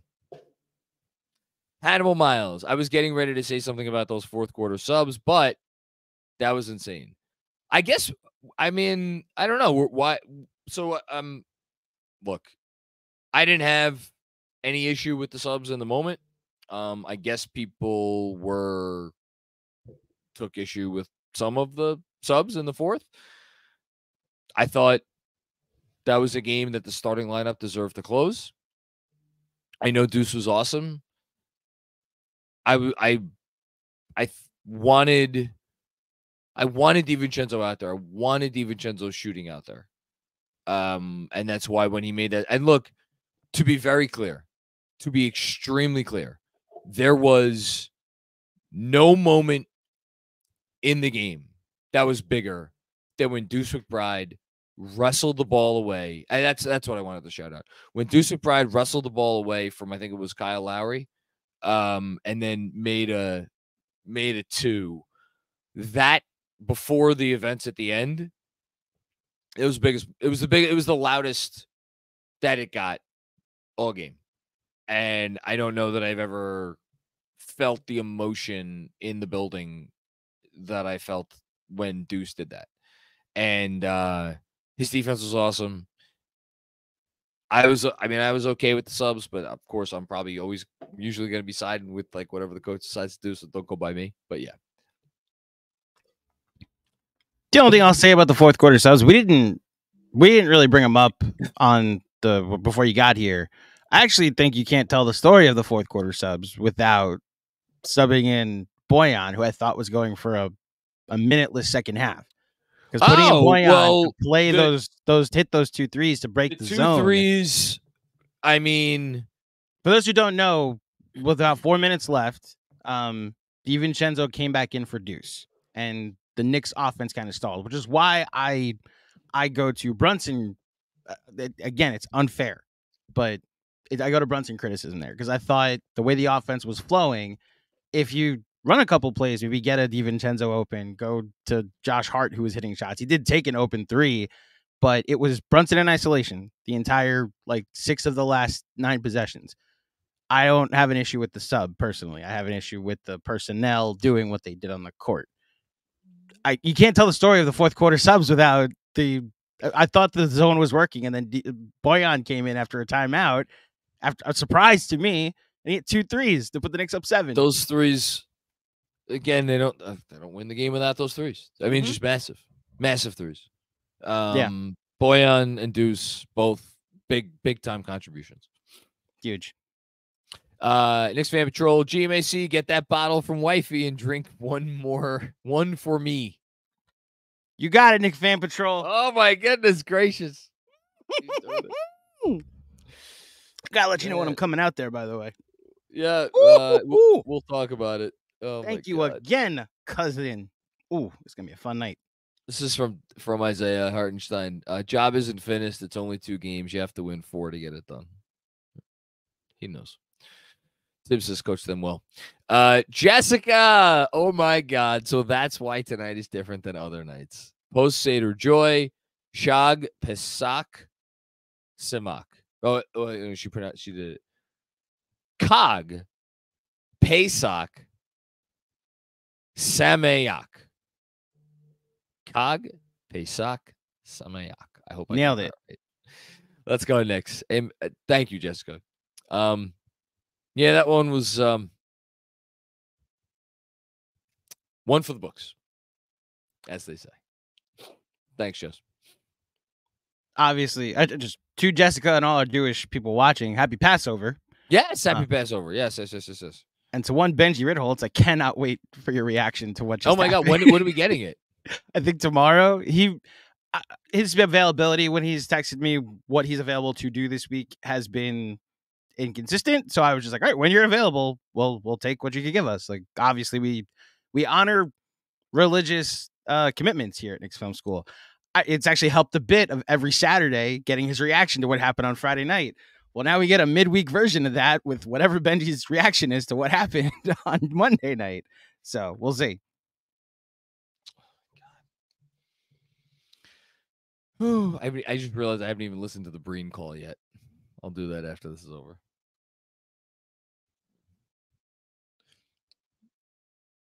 Do you have it on your phone? I just saw a tweet with it. Pull it up. Play it up. Put the volume all the way up. Play it live. Maybe people haven't heard it yet. Yeah, we've done that before. Hold on. It's gonna be the intro, so people on the pod will have already heard it. Oh, people can't hear it for some reason. Okay, rewind it. Hold on. Here we go. All right, here we go. Double team splits the defense. What? Lowry takes it away. Picked up by DiVincenzo. 8 on a 24. DiVincenzo corner to Brunson. Sidestep 3-pointer. Shot. Let's go. Got the bounce and went in. 2-point game. Ball knocked loose. And Maxey gets knocked down. Hart takes it away. Up top to DiVincenzo. His shot. Won't go. Hartenstein the rebound. Hartenstein gets it out to Anunoby. DiVincenzo a 3. Take a 1-point lead. seconds remaining. We get a double bang, folks. Oh my God. You good over there? No, I'm not good. One of the voices of the NBA that we've been blessed as Knicks fans to have as our voice gets to be the narrator of one of the greatest moments in Knicks history. It's poetic. It's why you love sports. Okay, let's keep going. Ryan Wong, what's going on, Ryan? Don't know what to say. Here, just take my money. Well, thank you. Thanks for contributing. Thanks for being a part. I mean, look, this is one of those nights, and I felt it before the game again because I ran into a lot of people at Penn 6. Shout out to Penn 6, who were kind enough to drop by there, and then just at Madison Square Garden. Makes you so thankful to be part of a community, and it's not just the Knicks Film School community, although we're obviously blessed to be to have that and be kind of shepherds of that, but just be Knicks fans. You know, it's like sports have a funny way of uniting us. So yeah, really nice night. Moscow Drug Mule. I remember this one. Dante for the win. Jalen was taking too many contested shots. We were lucky to get the win. Yeah, I mean, I want to go back and watch him. Because I were there contested shots in there? Yeah. He's been taking contested shots all year long. It's everything about their offense has stemmed off of the fact that he has taken and made tough shots all season long. Like, not for one game, not for 10 games, not for 20 games, 82, or how many games he played, you know? And the notion that, like they can only divert course so much at this point. And I thought, like, for what it's worth, I just thought he's been great in terms of when the opportunity's been there to get his teammates involved. Like, I don't think he's been, I don't know. Maybe it's just because I'm just a Brunson fan at this point. Like, I don't feel like he's forcing bad stuff. I get it looks bad because they're not going down, but they've gone down all year, so I don't really know what to do with that. Thanks, Moscow Drug Mule. Manny Campos, hey Manny, great to hear from you, man. Thank you for chiming in. Long time though here. Let's fucking go Knicks. I love it. Yes. Let's go Knicks. Hush Zoo. If Brunson stops shitting the bed, it's a little harsh. We will sweep this. I don't get it. He gets good looks. I understand some are defended well, but he's missing a lot wide open. Yeah, I mean, I'm really, really, really, really, really excited to talk to Fred Katz tomorrow. I believe I'm talking to Fred tomorrow. Because I want to see what he's seeing, and I also want to go back and I want to watch the shots myself and just kind of decide, like, are these mediocre shots for the most part? Are they bad shots? Are they okay shots? Like, what would we grade these shots out as? I kind of almost just want to grade each of them out and be like, you know, and it's just I feel like I'm going to wind up at a place where I'm looking at it. I'm like, all right, well, there's maybe some that are a little bit tough that he maybe shouldn't take. And then there's just going to be a bunch where it's like, oh, I'm okay with it. He'll get better. Guarantee it. Totally. 100%. He'll get better. Thanks, Hushib. Reverend John Ortiz. Of all the dramatic things I've ever seen, let's go Knicks. Yeah. I can't hear you. Are you For some muted? reason, I keep muting. Yeah. I will give you my bottle too, which I may end up doing anyway. If you can name the reference that John is alluding to. I can't. Do you remember in 2008 when randomly in the middle of the Yankee season, they signed Roger Clemens and he appeared at Yankee Stadium in George Steinbrenner's box? Yeah. And Susan Waldman had this legendary she said, of all the dramatic things. Oh, no, I don't remember that part. I just his box. I just remember the noise that she made. I don't remember what she said. Okay, well, that's a that. good look. Yes. Thanks, bro. David Crockett. You all right there, Dave? We can be critical of JB, and we should be. That's what it is to wear the crown. Yeah, heavy is the head, and when you're not pulling your weight, that's what it is. But all great scorers have to learn that they must win with the pass. This is what that looks like. Yeah, to me, it's all great scorers must learn the balance, right? All great scorers must learn the balance. And the fundamental question to me at this point in this series is, where is the line between I'm going to keep shooting to get myself going, because if I don't get myself going, we're not going to win the series, versus I don't have it, and I know I don't have it, and my teammates may have it more than me, so let me pass this. And that sounds great. Where then it introduces, to me at least, a second, a corollary of the first decision, which is once he starts passing up looks that he would normally take, when does that start to tilt the defense towards making life, I guess, or be emboldening the defense, right? In a way where they're like, well, if Brunson's not going to try to take hard shots, we're just going to, stay home even more on these other guys. But then there's two questions. One, because then you're throwing the ball back in Philly's court, and you're like, well, okay, if they're paying more attention to the other guys, does that maybe open up the floor even more for Brunson? But here's the thing, and this is the other part of it. That only happens if, when you're giving up the ball, like the opportunities that other teammates are getting are going down.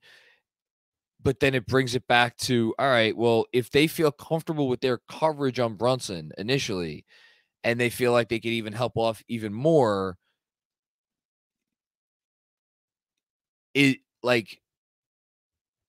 are those other guys, are all the other players on the court, are those shots going to be quality enough? Are they going to be of a high enough quality?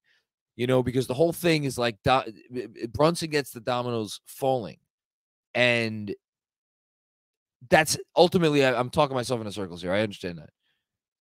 If he does not continue to get the dominoes falling and putting pressure on the Philly defense and making them feel like we need to divert all this attention to him, I wonder if that will start to lessen the amount of good looks that other players get. Now, as I say that, I am thinking of the moments where Brunson was not in the game and they were getting good looks, because Deuce Pride is doing good things, and Dante Vincenzo was doing good things, and Isaiah Hardenstein was doing good things.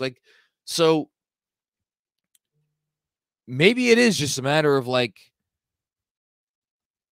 no, there isn't another quote unquote star on this team, but we got a lot of really talented guys. Now, how long can you subsist on that?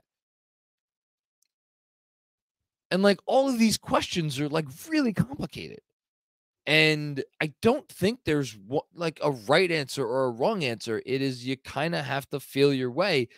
But at the end of the day, there is no universe. And I'm not suggesting that this is what you are saying, David. Just I'm talking this out for myself.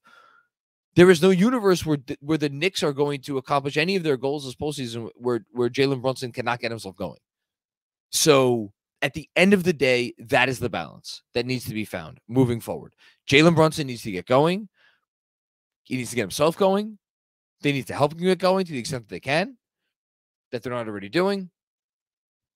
But he also needs to continue to make the right play and recognize that, the right play may be passing it. I don't envy him or them, because this is you're introducing a wild card that they have not had to deal with at all this year. This is the one thing that they have never had to wonder about, in that sense, it is very reminiscent of Julius Randle in 2021, although I do not think that we're heading down that direction. I don't. I think he will rebound and he will make shots. Thanks, David.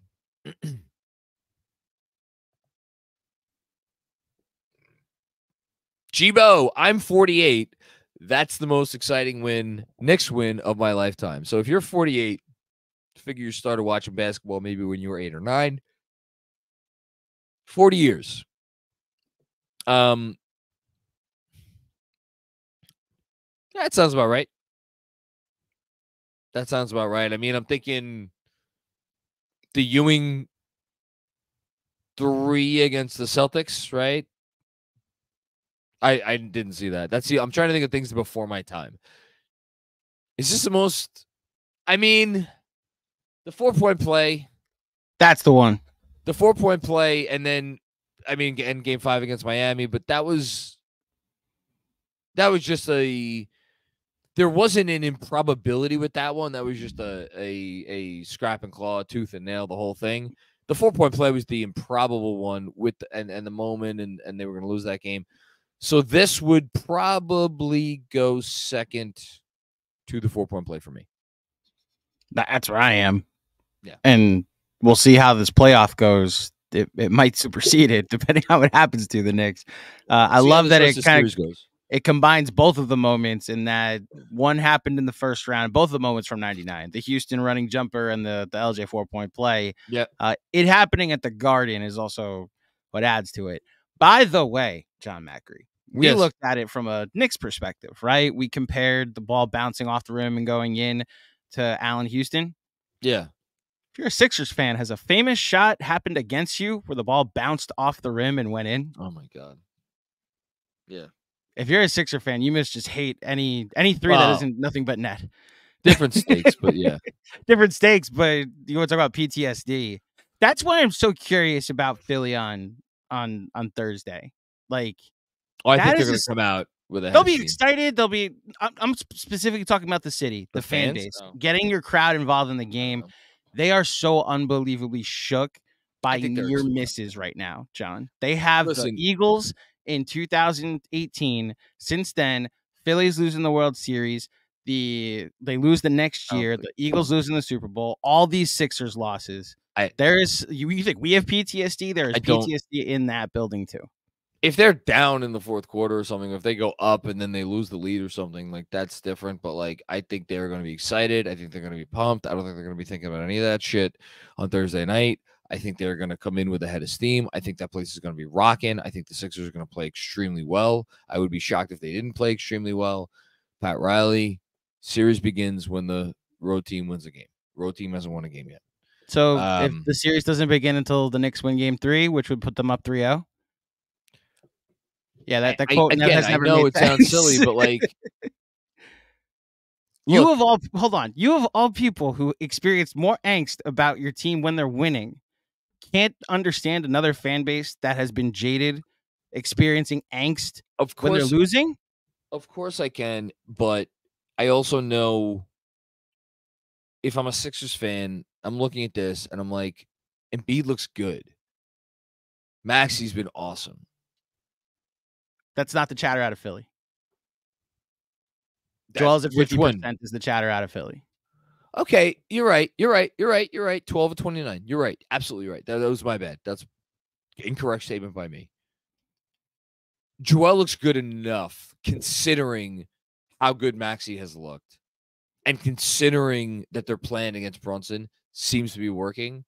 They have what I could, if I was a Sixer fan, if this was a Sixer post game right now, what I could talk myself into a sustainable path to winning. They're down 2-0. That's the problem, and you lost. And like, I would be so in the moment tonight if I were a Sixer fan, like I'd be beside myself. I'd wake up tomorrow morning and be like, let's go get 2 in Philly. That's what I'd be thinking. And I really I'm just saying it right now. I would really, really, really, really, really not like to have to go back to the Garden tied 2-2. So before we even go down that road, because we're enjoying tonight and not bringing up any scenario where the doubters. See, that's my point though, is that you can understand the perspective because you're already thinking about, well, what if we come back 2-2? Of course, if the Knicks had lost a game like this, you would not be waking up tomorrow with like, you know what, we're coming back to the guard. The Knicks lost a series like this against Boston in 2011. Like, you would not be thinking that.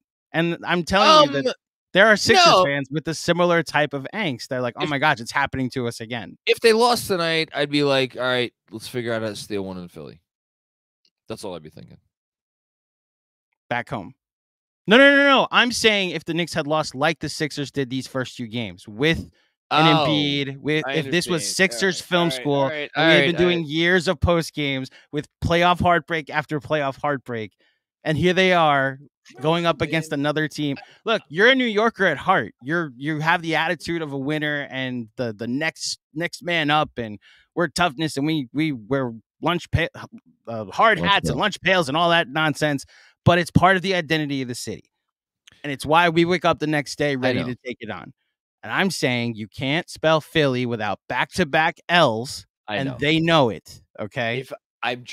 If I'm Philly, I'm looking at 2. I'm looking one win was about rebounding. Really, at the end of the day, you put all the bullshit aside, it was about rebounding. And then tonight was inexplicable, right? And Knicks got to win 2 more games. That's what I'd be thinking if I was Philly. Knicks got to win 2 more games. I would assure everybody that like the Knicks are going to take this extraordinarily seriously in game 3. Like they're going to come out and they're going to try to take this. I just think it's going to be a very, very hard game. That's all. I agree with you. And Hartenstein even spoke words. Yes. I'm specifically talking about the fan base, John. I know. I'm specifically saying I don't give a fuck about the Philly fan base. But I'm giving you perspective, is what I'm saying. And you're trying to tell me, no, they're going to be fired up. They're going to be pumped. They're going to be excited. No, they're going to be nervous from the opening tip. I think they're going to be fired up. I think they're going to be excited. I think it's important. There's a couple of big days off between the 2 games.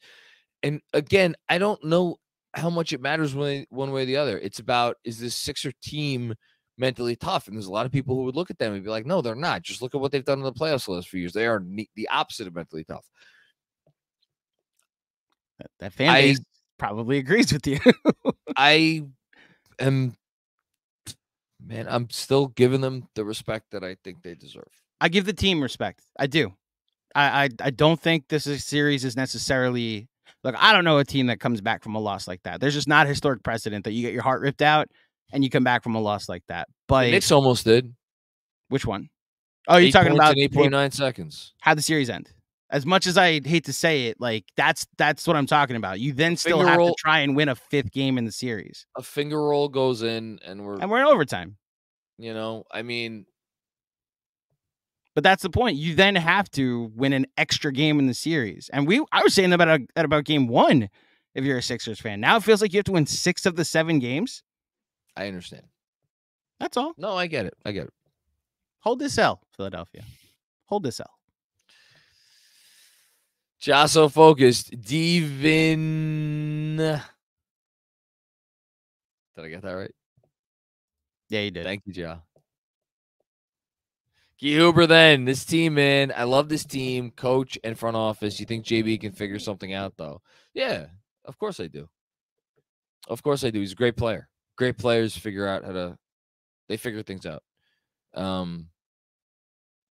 Pretty sure he's not the first great player to have back-to-back bad games in the playoffs, bad shooting games.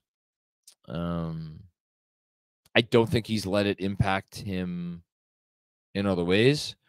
Again, I don't want to keep going over the same thing. So putting aside the issue of like, well, should he be passing out of some of these looks that he's made all year, or should he be continuing trying to take them? Like everything else, I think is like he's continuing to contribute. Like we talked about, he got 7 assists and 7 rebounds in game 1. I thought tonight, his defense was as good as you're gonna expect it to be. 8 rebounds, 6 assists tonight.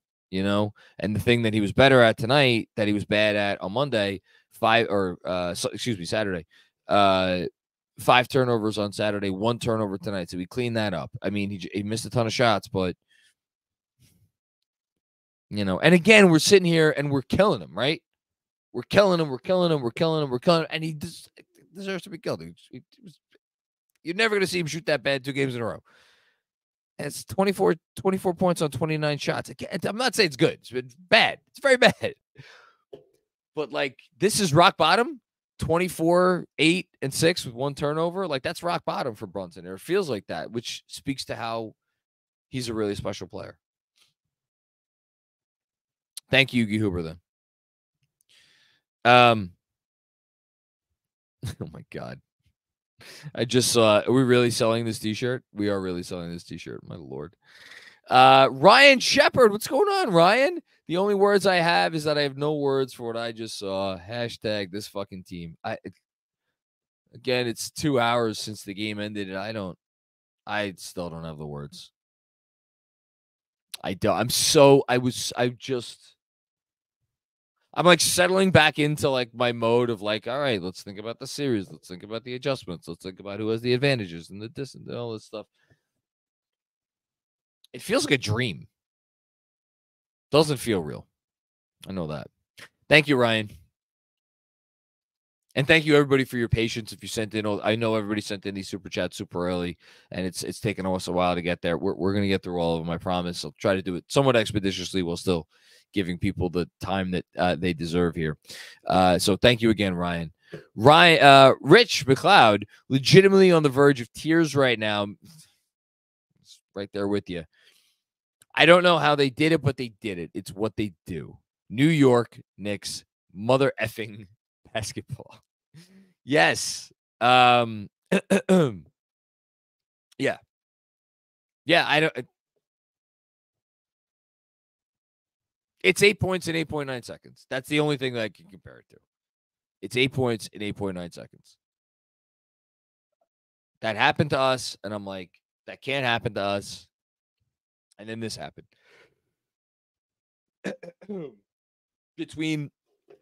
By the way, and we haven't, I don't think anybody's really brought it up yet. The OG free throws, 2 for 2. Needed both of those because that changes that last possession extraordinarily. If he doesn't make both of those free throws. And I'm just looking to see like how much time actually passed. So this was 8 points in 27.1 seconds. I'll take it. My Lord. I'm looking at the what happened. Oh boy. Okay. Thank you, Rich. Barry Craver, what's going on, Barry? After a win like that, everyone in this chat should hold controlled $5 for good Knicks vibes. Go New York, go New York, go. We'll take any and all contributions. Listen, we don't turn them away, right? Thanks to everybody who's been patient. Thanks to everybody who's contributed. Thanks to everybody who's watching. It's been a wild night. I don't know. I don't think I'm getting any sleep tonight. I'll say that. But that's fine. I don't mind. Thanks, Barry. Jay Ruka. What's going on, Jay Ruka? How you doing, man? What a roller coaster of a win. I'm so happy, but at the same time, I feel sick.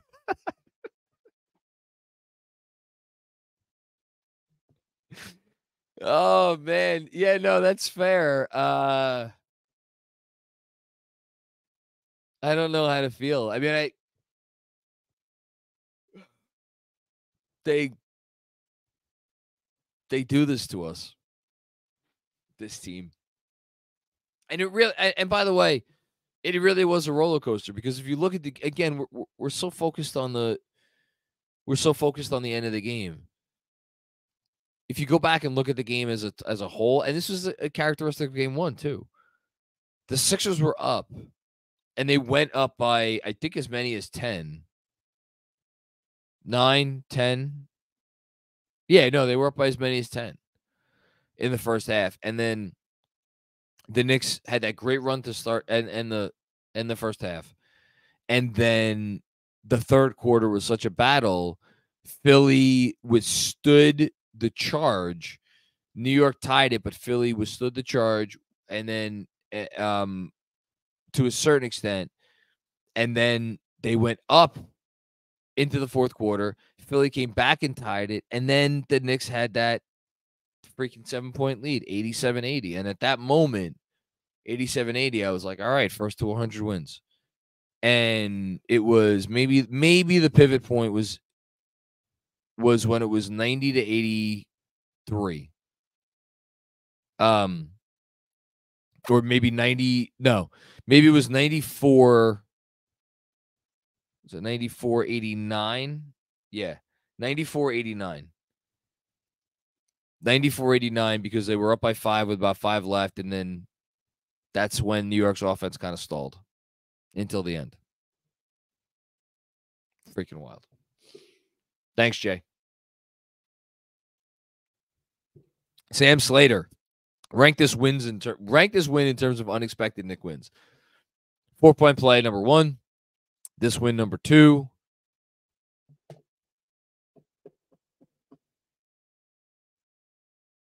I don't have a great playoff one for number 3. The one that comes to mind, Andrew's much better with this stuff than me, but the one that comes to mind is going to be, I don't know if this is a weird pull, the Memphis game, or no, the Memphis game or the Hornets game. It was not Memphis because it was Ball coming over to help on the drive.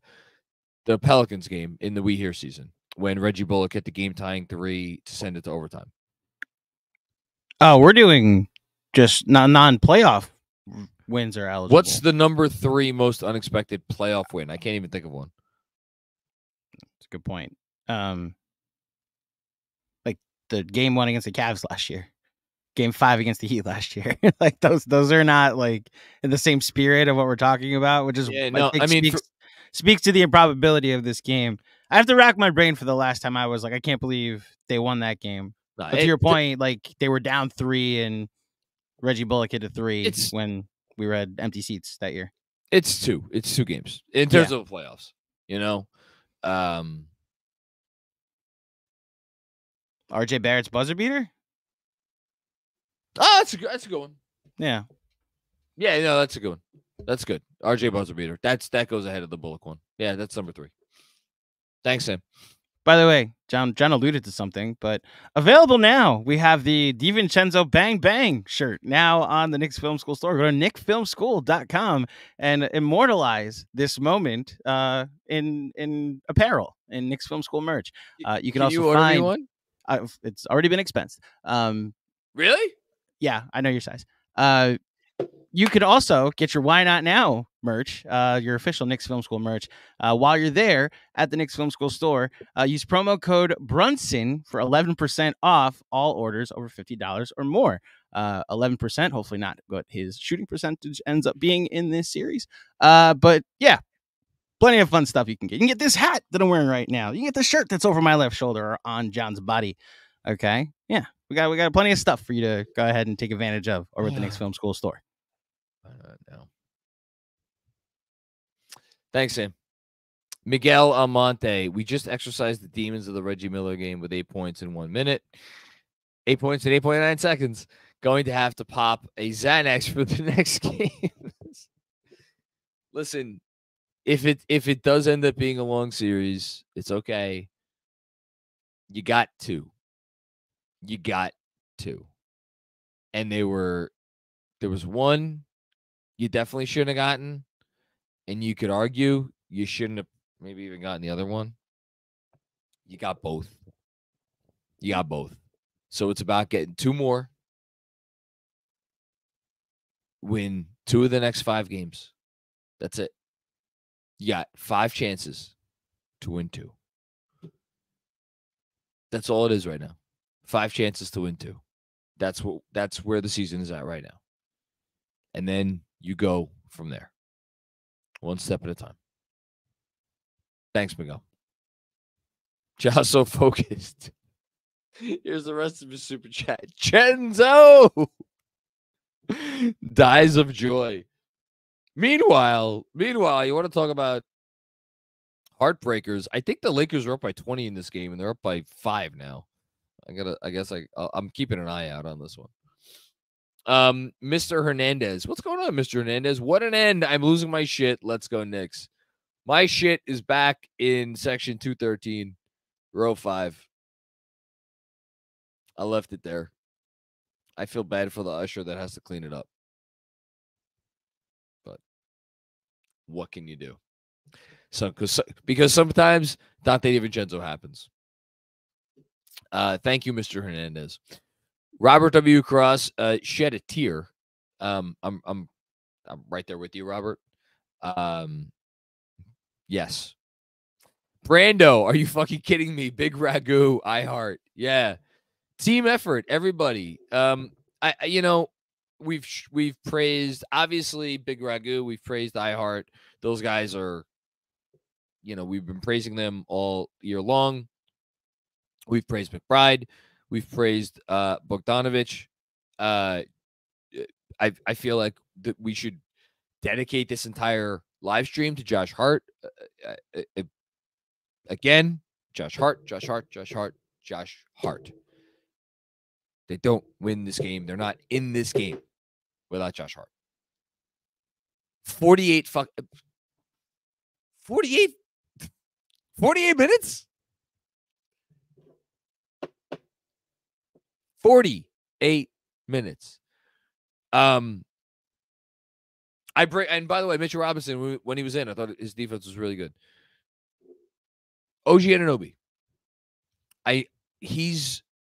I could tell he's getting lost in the shuffle. Took 3 threes, made none of them.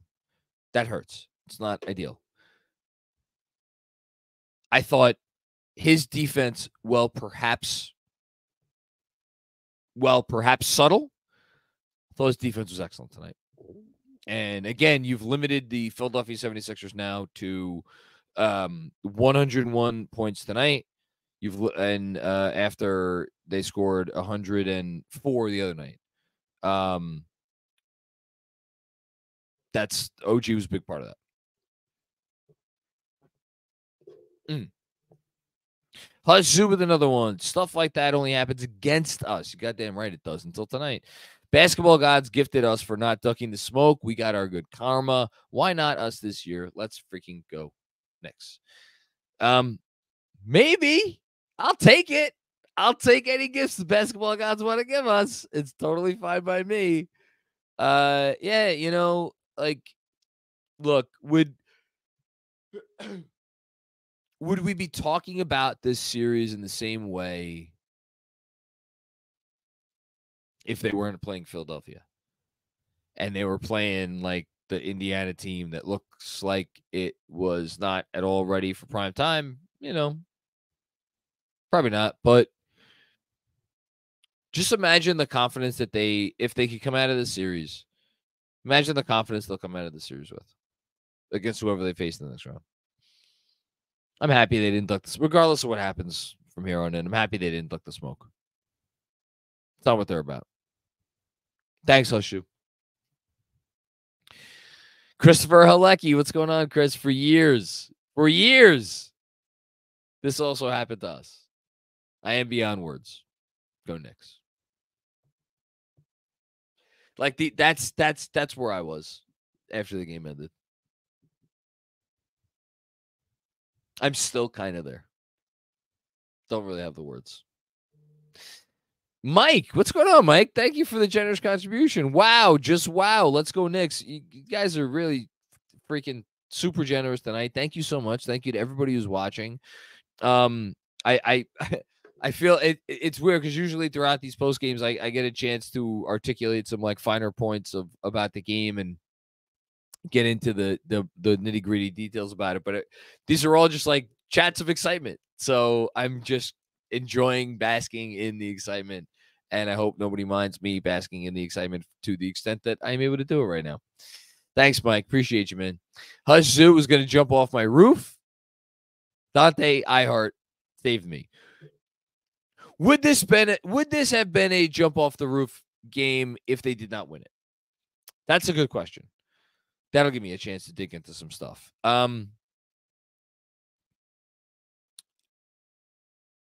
Did they get anything tonight?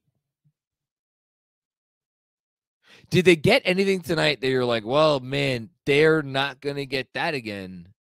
They better win this game. So they shot 33% from three. They shot 41% overall. Deuce Pride did not make a three. Bojan Bogdanovic, we talked about 2 massive threes. Massive threes. He was only 2 for 6. Josh Hart, yes, 4 for 7. Key to the city. Never goes bad. Brunson, 1 for 6. DiVincenzo, 4 for 8. And an OBO for 3. You know, so like you look up and down and you're like, all right, well, it's not like they got great shooting. It's not, other than Josh Hart in the first half, it's not like anybody came out of nowhere and had the game of their lives. Embiid played great. Maxey played great. Their role players hit some key shots when they had an opportunity to hit key big shots. I thought they left some points on the board in terms of in transition. Philly's transition defense, granted, has been very good, but I thought throughout the game that there were a lot of opportunities at or near the rim where they just didn't convert. Like I'm talking besides Brunson. So I think there are a lot of reasons why, again,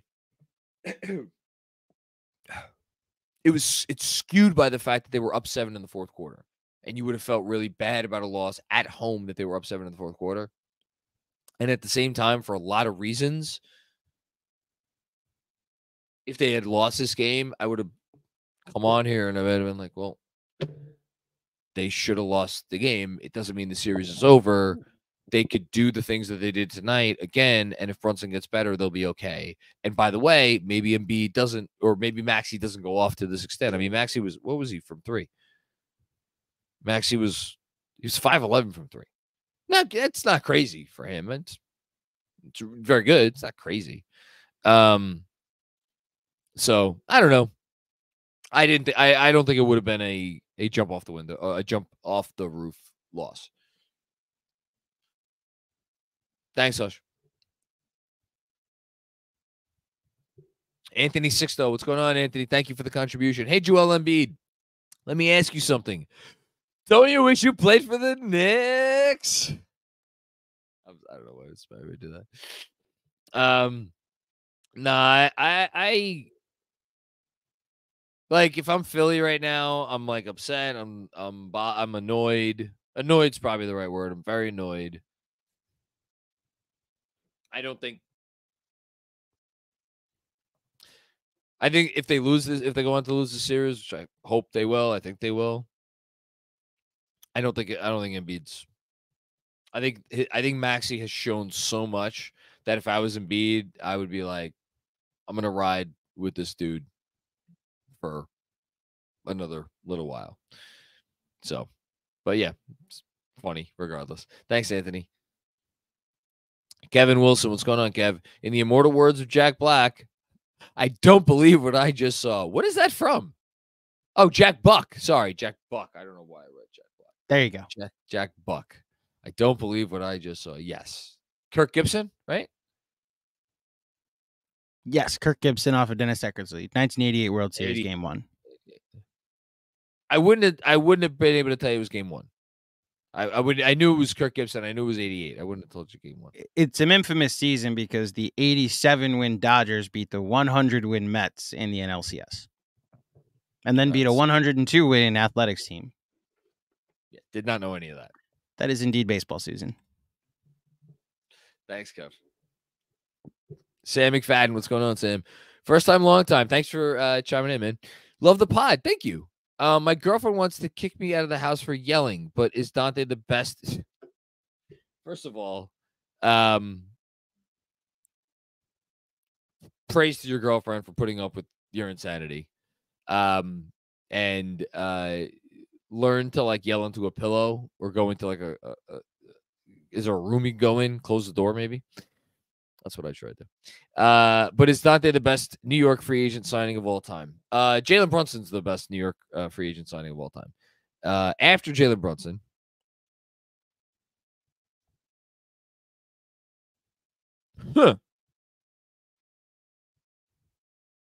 shit, is Dante DiVincenzo the second best Knicks free agent signing of all time? He probably is, because of just how hard how Stoudemire's contract aged. I mean, like, John Starks was technically a free agent signing. Anthony Mason was technically a free agent signing. So, like, but putting those aside, like, those were not free agent signings in the sense that, like, we got this guy to commit here for this amount of money. Like, nobody wanted those guys. So, what? Randall? Oh, Jesus. I mean, I know we're enjoying this playoffs, but Julius Randle? Absolutely. Randall's. Thank you, Andrew. Thank you. Randall's 2, DiVincenzo's 3. Busy. What's going on, Busy? So I was talking to somebody at Penn 6 before the game, and you came up, and I complimented you thoroughly. I thought it was over and went to eat brownies to comfort my sadness about the loss. And all of a sudden, bam, and I'm screaming at the top of my lungs. I mean, when Larry went to the line, I was like, yeah. Well, actually, when Brunson missed the 3, I was like, it's over. Then they fouled Lowry, and I was like, it's over. And then Lowry missed the free throw. And when Lowry missed the free throw, I'm like, okay. And then Brunson made this shot. And I was like, okay. 27 seconds left. 24-second shot clock. And as I was processing, like, do they let the time wind down? Do they foul? Yada. Everybody falls down on the ground. And as everybody falls down on the ground, and like I've now watched the replay a couple times, it, like, if you, I don't think the Garden, like, was loud as that part of the play was happening, because everybody was like, what's going on? Is there a foul? Is there, like, a timeout being called? Like, I think everybody just kind of figured it was a foul, and the whistle didn't blow. And then when it kicked out, there was like this, oh my God, they're going to have a shot to tie it. And then it missed. But then it was the offensive rebound. And it went back to Dante. And then it went down. And it was just, oh my God. Thank you, Busy. Hope you enjoyed the brownies. Mike R. I feel like karma for Reggie finally came back around almost 3 decades later. Yes, it will be 3 decades next year. Wild. I love this team. KFS, what's up? Well, we're all excited here. That's what's up. I love this team too. I just don't know if you were, like, around my age, or I guess older than my age. But for me, it was like, again, I that hit right at that age where it was like, that can't be real. Like, this isn't supposed to happen. So if you're around my age, and you have to think of the 8 points in 8.9 seconds. Have to. Thanks, Mark. Wow. Wild game in Denver. Oh my goodness gracious. Wojtek Vondrak. I hope I pronounced that correct. 4 a.m. here in the Czech Republic. I'm sorry we kept you up even later than that, Wojtek. This game was worth every second. No wisdom from my sleep-deprived brain. Just a general shout-out. Been watching your content for some time. Awesome work. Keep it up. Let's go Knicks. These are the ones that get me so much, because I'm like, man, what, like, all you, like, the fact that you watch, but that you feel the need to come on and give a shout-out and a very generous thank you is just, like, the gift is that I get to do this. We all get to do this. Andrew feels the same way. Everybody. I saw a show with the W tonight. He popped by Penn 6. Like, we're just all very lucky, and we're especially lucky the fact that this whole kind of project came together, not intentionally, just by happenstance, as this team was rising, from the ashes. And now here we are, right? Yeah. Thanks, Footcheck. Appreciate the generosity, man. Rafa, what the fuck just happened? Nurse definitely regretted that challenge. Did he? I may pull Andrew back up here for a sec. What, so Nurse used his 2 challenges. Where would he have challenged something in the last 30 seconds? So my thought is that what would he have challenged? The result of the play of the challenge was just an Anunoby. They're up 5, and Anunoby took 2 free throws. Like, you could then call timeout if it's a different set of circumstances. Instead of a Brunson 3, it's 2 shots. What's the fact that the timeout, he would have had another timeout? Not even the timeout in my mind. Like, I originally thought that was his final timeout, but you're right. They called the timeout to then call the final play of the game. They drew up a play, which I want to see again. I have not seen that play again, but Hartenstein got the block, right? Right. My thought is that the result of the play they challenged was 2 free throws on Anunoby, which he then took. No, it was a foul to give, right? It was a foul to give. So I have no idea why he would have regretted. I guess it gave the Knicks time to draw something up. I don't know. I mean, I initially thought that they ran out of timeouts, but then you're right. In the moment, they called the time. Nurse tried to call his timeout. I know there's a lot of angles that going around on Twitter about did he really good baseline view I can pull up eventually. Did he call the timeout successfully, do you think? So shout out Jerry Ferrara, who put up he pump fakes the timeout initially on the inbound. Then they got it inbounds, and as he falls is when he starts calling timeout. But on the fall, he loses possession. Gotcha. And they don't give him the call. Got it. Okay. So also the baseline view that DJ Zulo just tweeted out, I'll try to pull it, shows a very obvious push off on Maxey to get open. So if we're talking about non-calls in the final minute. So. Okay. Thank you, Rafa. Thank you, Andrew. Hold on. I just thought of the timeout. End of the game, and Anunoby hits the 2 free throws. Yeah, you would like that timeout there. Call a timeout there. Good call. Thank you, Kevin Danishevsky. At the same time, I thought Embiid got off a decent look. You did, but I think you could have got a better look off if you have a timeout and out of bounds play. You get an extra couple seconds to think about it. Maybe. You can also advance the ball. Could have, yeah. Whatever. Thanks, Rafa. Jasso focused resurrects from Knicks fan heaven. That was quick. This was damn near the Josh Hart game. Damn near the iHeart game. Damn near another Deuce game after he deboed Maxey. But no, this is the DiVincenzo game. This fucking team. It's the team. The fact that I think it's the Josh Hart game. It's the opposite of game 1, because game 1, I said on the post game, the recency bias made me give Josh Hart the player of the game, the Autograph player of the game. Shout out to Autograph, our friends. Go download the app. And in retrospect, actually, I had him 3rd in the billing behind Deuce McBride 1 and Mitchell Robinson 2.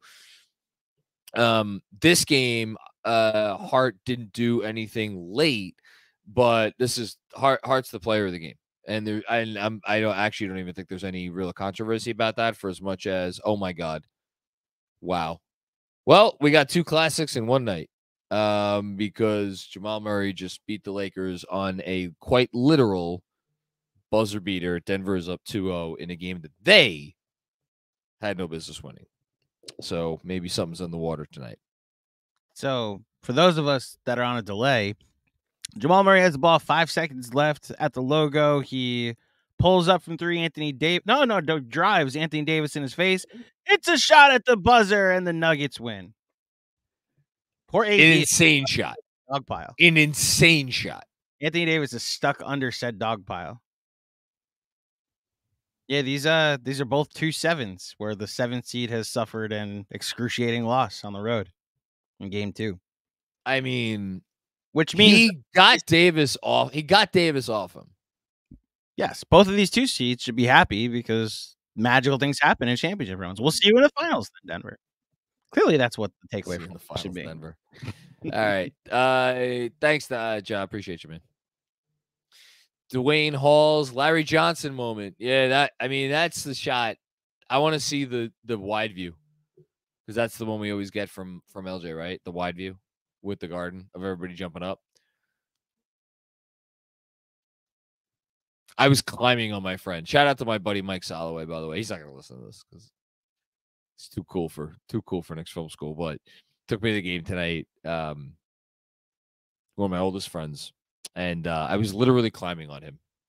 I think I forget when I started climbing on him. I think maybe after. I don't know. Maybe after I don't know. I forget when. Maybe after DiVincenzo hit the 3. Maybe that was when. It's wild. Thanks, Dwayne.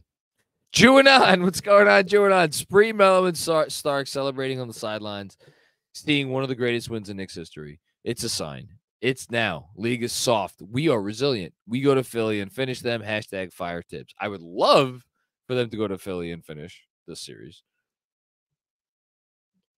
I suspect there will be more games than MSG. # fire tips, of course, yes. I've never heard anything like that. I've never heard that walking out of the Garden, there was a buzz. Not a buzz. There was a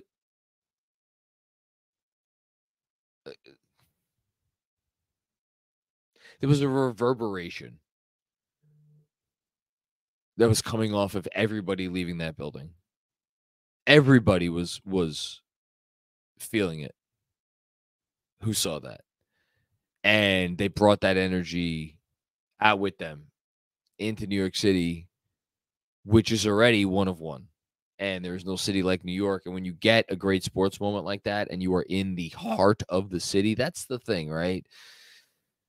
All due respect to where the Mets play and where the Yankees play and where the Jets and the Giants play, there's only one building that is in the heart of the greatest city in the world. And there is only one, like, you only get a moment like that if it's the Knicks or if it's the Rangers.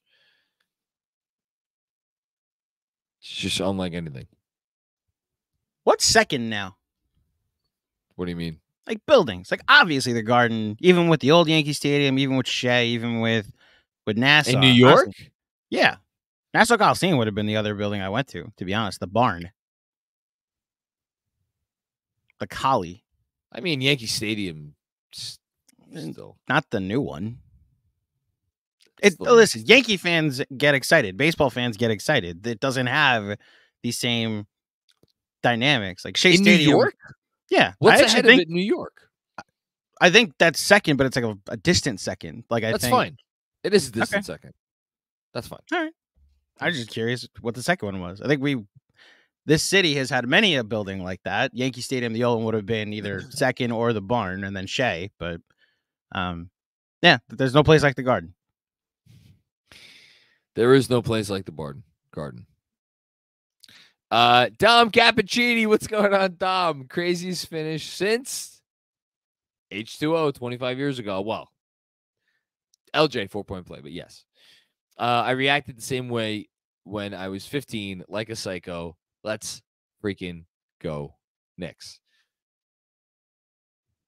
My God, it was 25 years. It's been 25 years, hasn't it?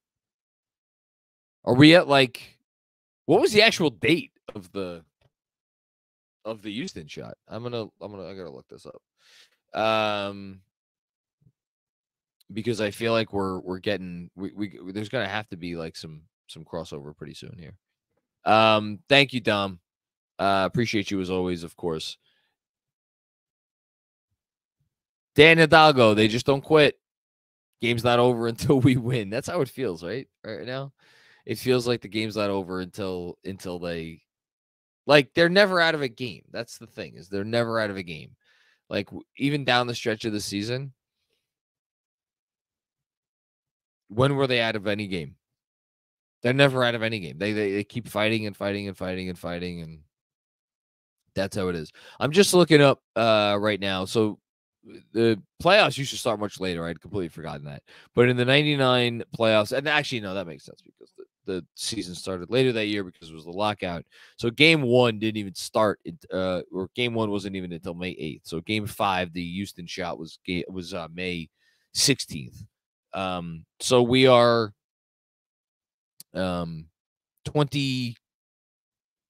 We're coming up on the 25th anniversary. I'll say that.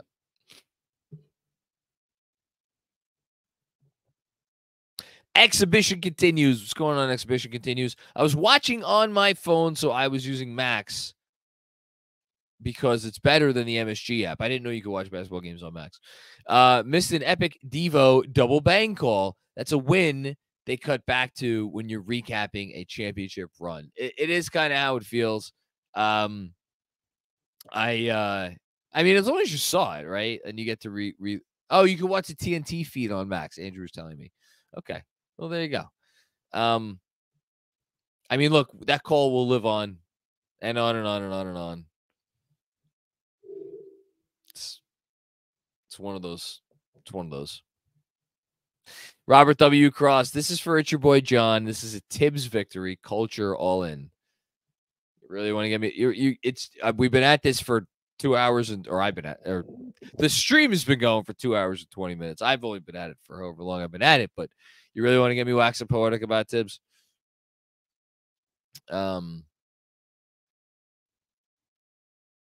Really happy that this team is full of the sorts of players that want to win basketball games. And that is what they are in this for. And I think, frankly, if I had a couple of bucks to bet on it, because he doesn't give a shit about this stuff. The athletic player poll, and we're going to talk to Fred about it tomorrow. If you got a reaction out of Tibbs, I'm going to ask this to Fred. If you got a reaction out of Tibbs and he was actually being honest about it, about half the players in the league saying they don't want to play for him, I bet you he'd love it. You know why? Because to him, I bet that would mean he's doing something right. You know why? Because winning is hard. And most people don't want to do things that are hard, especially when you're a professional athlete and you have a chance to make millions of dollars. Not necessarily killing yourself. But that's not how we do things here. Hayden Freed. That was T-Mac, 13 points in 30 seconds. That's a good one. That's a good reference. Over the Spurs, I believe. Times Big Shot Bob, double miss, times Charles Smith, times LJ 4-point play. You got a lot in there. All coming together for a magical Knicks win. Hashtag our year. I hope so. I mean, it would sure seem like this would spur on a run.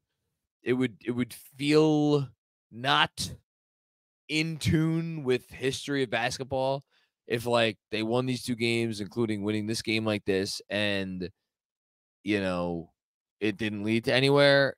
Look, do magical wins always necessarily lead to series victories? No, they don't. The one that will always stand out to me is the LeBron game 2 winner against the Orlando Magic, the year the Magic went to the finals and lost to Kobe and the Lakers. That was a great LeBron game. It was one of the great LeBron shots, and then they just got railroaded the rest of that series. This Knicks team is, I think, a little bit better than that Cavs team. They don't have prime LeBron, but they do have a great team. And I don't think this Sixers team is quite as good as that Magic team either. Thanks, Hayden. Spicy Sham. What's going on, Spicy Sham? Just when I thought I was out, they pull me back in. Let's fucking go, New York Knicks. Yes. Nah, you can't be out on this team. How could you be out on this team? How could anyone be out on this team? They've endeared themselves to us forever. That's what a night like this does. Nobody's ever going to forget it. Anthony, my Knicks PTSD kicked in and I thought it was over. That's not Knicks PTSD kicking in. That's just like, I've watched the NBA for a long time. I know that when a team is down by 4 points and they send an opposing player to the line and there's about 40 seconds left, like they are going to lose that game. That's just reality. That's not PTSD. But this Tibbs team is different, and JB came through when it mattered, but needs to figure it out. Yeah, that's the series. Again, it's the series. Can Jalen Brunson figure stuff out? I will confidently say right now that like he needs to figure stuff out for them to win the series. Like I do not believe that they could win this series unless he figures it out. And again, figuring it out might be as simple as like, hey, I know what kind of shots I'm getting. I need to get more comfortable taking those shots. Might be as simple as that. Thank you, Anthony. Well, I go to Nova right now, and let me tell you, the dorm always were full of us Knicks fans. That's great, man. That's really cool.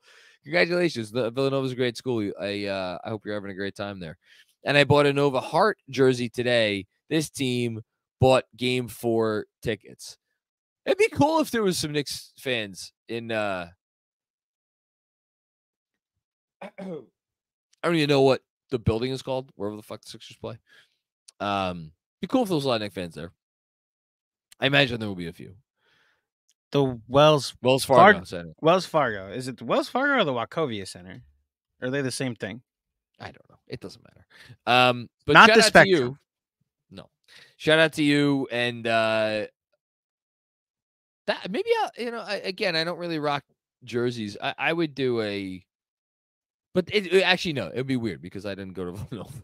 If I was like, somebody saw me in a Nova jersey, like, oh, you went to Villanova? I'm like, no, that'd be weird. I want to avoid that awkward conversation. Hayden Freed, another one. We deserved this for the Luka game last year. That's another good throwback. That was heartbreaking. One in whatever it is, 13,800 and something. Yeah. 84. 84. I might need to refill my water in a minute, Andrew, so I need you to hop up here for a sec. But put up the next super chat. Nelson Joseph, what's going on, Nelson? This was the reverse Reggie Miller game. Yes, that's the one. I'm so happy so many other people are identifying with me on that one. Sumit Chawla, what's going on, Sumit? The pain of Reggie Miller's shots in 95 can now be laid to rest. Let's go, Knicks. I've never gotten over it. I don't know about anybody else. I've never gotten over it. And again, because that probably happened on the day that I was celebrating my 12th birthday. And because again, it's like, there's nothing more devastating than when you're like, all right, we won the game. And then you didn't win the game. That's what made the Dallas loss so devastating. That's what made that Pacer game so devastating. The fact that it came in a playoff game. And it came in game one of the playoffs. And it was a team you felt like you had their number because you would beat them the previous year and you would beat them the year before that, or a few years before that, I think.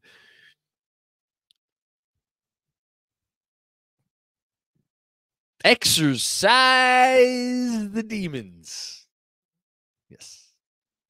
Thank you, Sumit.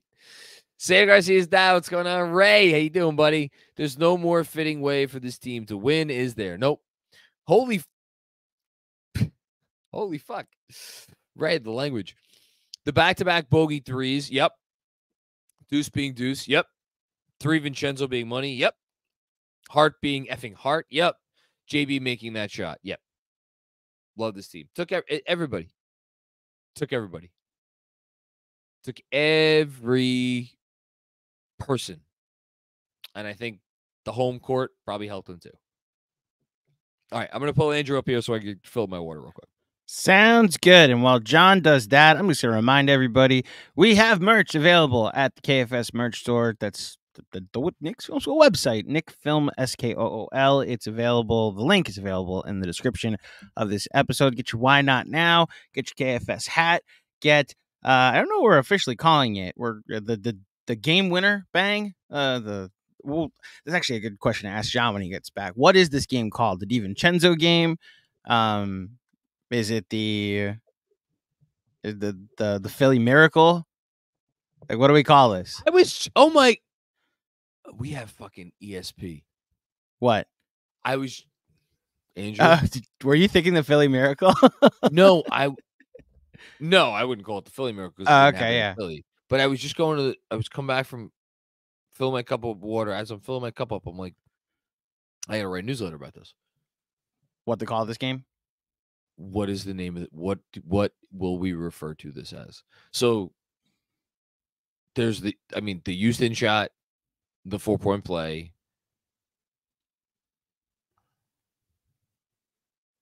There's not like a clean. The 8 is enough game is the suggestion from AC. I like that because the Knicks only played the 8 is enough game because the Knicks only had 8 players. They scored 8 points in the final whatever seconds to win the game.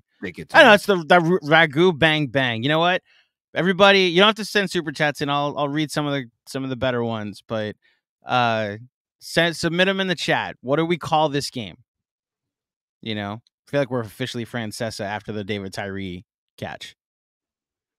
I mean, the Miracle at MSG? No, it's the DiVincenzo shot. It's the DiVincenzo shot. The DiVincenzo game. It's not the DiVincenzo game though. It's okay, so it's the DiVincenzo shot. It's the Hart game, but he didn't hit the shot. It's the DiVincenzo shot. But that doesn't encompass. I don't know, man. I don't know. The Sixers miracle. I don't know. The miracle against the Sixers. I don't know. I don't really have a great name for it. Send us your suggestions, and we'll try to come up with the best one. I like the T-shirt, though. I'll say that. T-shirt is good. Shout out to XJ and Jeremy for putting it together ASAP. You know, I'm really excited to wear that one. All right. Thank you, Ray. Frank Miranda, what's going on? Frank, what's up, Mac and Andrew? It's your boy Frank from Patreon. What the fuck? That's it. That's the super chat. I have nothing else. God bless this team and KFS. Let's fucking go. Frank, I appreciate you, man. I love having you here as part of the community. Always appreciate your contributions and your thoughts. Come a long way. Come a long way. Hayden Freed, hashtag we stand with Jalen Brunson. Yes. Hashtag our guy. Yes. Hashtag MVP 11. Yes. It's wild how quickly things could turn. And I'm not saying that's what's happening, but we know it happens. We know it happens. A couple bad games at the wrong moment. Why is he taking so many shots? His ball hog. Got to pass out. He's forcing it. Look, I think some of these things are true to a certain extent. And again, I am excited to talk to Fred about it tomorrow and ask him his opinion. I'll say it again. I'm excited to go rewatch all of this stuff. This guy changed the franchise. DiVincenzo's not here if there's no Jalen Brunson. Josh Hart is not here if there's no Jalen Brunson. Tom Thibodeau may not be here if there's no Jalen Brunson because he might have gotten fired.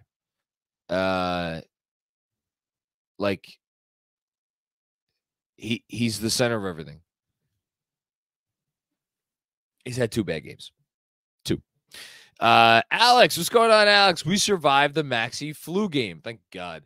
I would have been sick to my freaking stomach if that narrative caught wind. We survived the Go Bowl. Goble may have helped us out. I don't know. We fought, we clawed, we didn't give up. I love this effing team. This game used to happen to us. Now we bring the pain to others. Go Deuce. That's what I can't wait to rewatch. I can't wait to rewatch Deuce grabbing the ball out of, again, I think it was Kyle Lowry's hands or arms, mitts, whatever. Yeah. Thank you, Alex. Hayden Freed with another one. Deuce and 1 and bogey 3s were huge. We break teams. Yeah, I almost forgot actually. Deuce got the call on that too. Again, it was the loudest the Garden was. It was Maxey. Sorry, it was not Lowry. It was Maxey. Thank you, Andrew, for correcting me. Not surprised. Deuce is relentless. He's relentless. And the bogey 3, like I said it in the moment, and again, I know bogey's stat line didn't end up being great. He's a big game player. And I think, can we call the maybe I should whisper this. Could we call the trade a success? Right? Like, he's made winning plays now in 2 straight playoff games. They don't win game 1 without him. They don't win game 2 without him. That's 2 for 2. I know he wasn't like great tonight. I know he was off in the first half. Those 3s in the fourth quarter were ginormous. I think the trade might have been a success. Brando, that sequence will go down in Knicks history. Yes.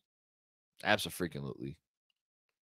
JJK, over under on Macri drunk crying this stream. Let's go Knicks. No. There's not gonna be any tears tonight. I'm not even drunk, even though you know what I can't wait to do? I can't wait to eat some sort of food. I had a slider at Penn 6. Shout out again to Penn 6. Delicious slider. That's the only bite of food I've had since I had a omelet for breakfast this morning. So as soon as this live stream is done, at whatever time it's done, I'm going to go upstairs and I'm going to raid the fridge. Hopefully not wake up my family in the process. Can't tell you what I'm going to find. It's going to be something. We'll see. Thank you, JJK. Freeway Hustler 21. Let's not forget that Philly was a chip contender.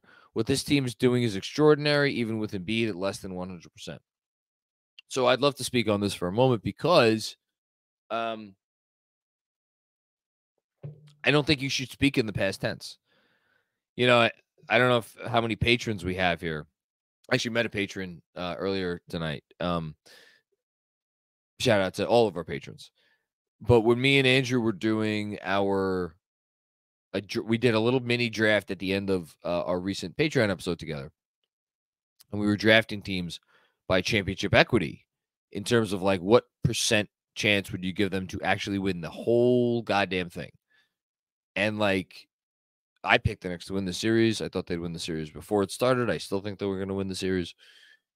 And yet I think I had Philly like 3rd or 4th or something in championship equity. Again, subscribe to Knicks Film School Patreon. Did I have him 3rd? Well, there you go. It was probably too high. It's probably too high.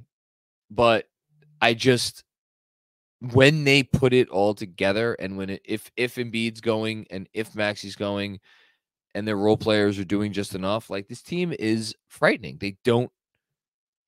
How many possessions tonight as a Knicks fan did you watch and you're just like, all right, tip my cap. Knicks played great defense. Didn't matter. There were so many possessions like that. And like,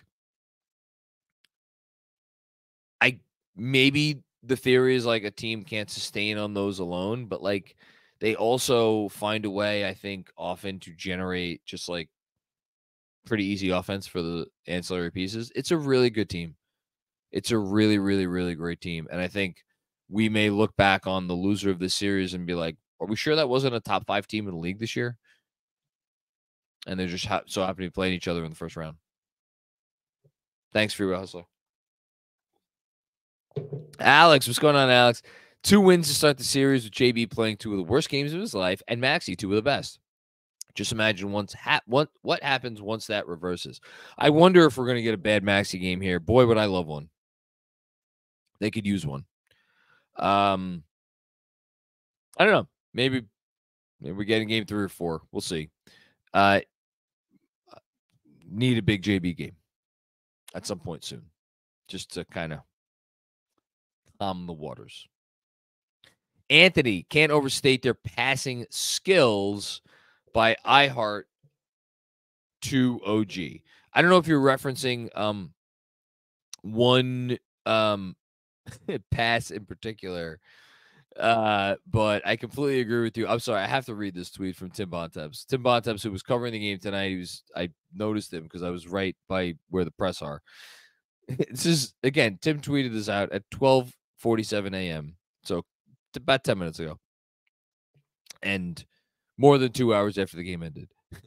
I still can't believe how the Knicks game ended. What an insane atmosphere. The moment with DiVincenzo and the crowd on the court after the game was something else. Just a wild night, and what a wild series already through 2 games. Yeah. I mean, again, this is Tim Bontemps, who's been covering the league for a long time, and like he doesn't send out tweets like this, and that he's inspired to send this tweet out at 12:47 a.m. It really does tell you all you need to know. As I have on TNT, and they're showing the highlights of the close here. Man, I can't believe, I was surprised actually they overturned that foul on DiVincenzo. I'm also surprised that the shot by Brunson didn't go down there.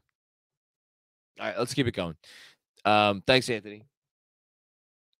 Rob DeLuzma, look, you beautiful gentlemen, the Knicks will kick your ass. That is all, Andrew. They did tonight. Thanks, Rob. Giovanni Mastretta, what is going on with Joel's right eye? Can we talk about it? What happens if JB gets Embiid's whistle? I don't give a F. This fucking team. Let's fucking go Knicks. That's it. Don't hold your breath. Jalen Brunson is not going to get Embiid's whistle. No one in the league gets Embiid's whistle because he has figured out a way. He's using the rule book to his advantage. And like it is kind of the Shaquille O'Neal proposition where it's like, but he's taken it to a new level because here's the problem with Shaq. It was like, you call anything a foul, you call nothing a foul. With Embiid, like he makes you blow the whistle, and under the current rules, like they're not wrong for blowing the whistle. Man, just watched Embiid's last shot again, hit back iron. Anyway, it's not gonna happen. What's going on with his right eye? I have no idea, but I know he's wearing sunglasses like before the game. He wore sunglasses in the last game. We'll see. Thanks, Giovanni.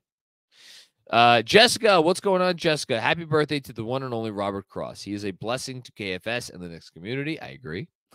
Cheers to you, Robert. You rule. 3 brooms. Hashtag 53 candles. Is Robert? No, Robert was 50 last year, so that means he's 51. Boy, oh boy, when he turns 53, are we going to have some kind of party? Thanks, Jess. Bake. Oh, my goodness. I'm going to get emotional with this one. My dad passed away on 3/24, and he would call me after most Knicks games. As that ending sequence happened, my wife looked at me and said, your phone should be ringing. Goodness gracious. It fucking broke me. Let's fucking go Knicks.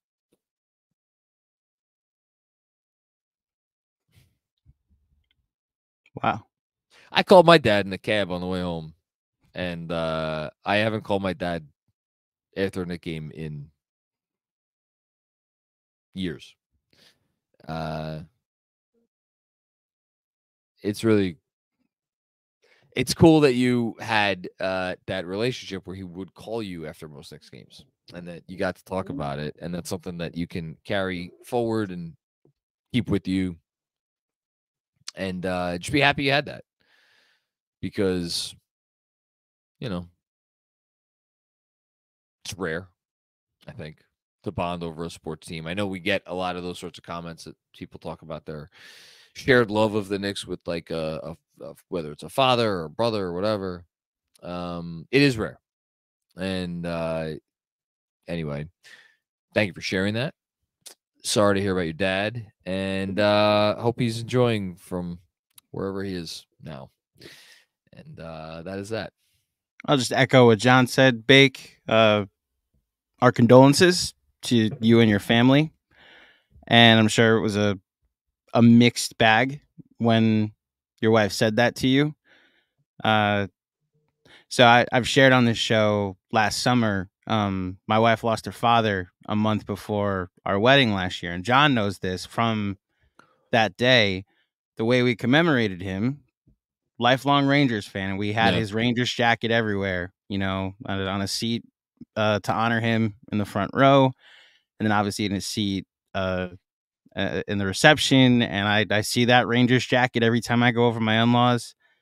And this Rangers playoff run is giving us a similar feeling. But the beauty of sports, as John just put it, is it's a way to remember the good, and experiencing the good moments after they're gone is how you remember them best.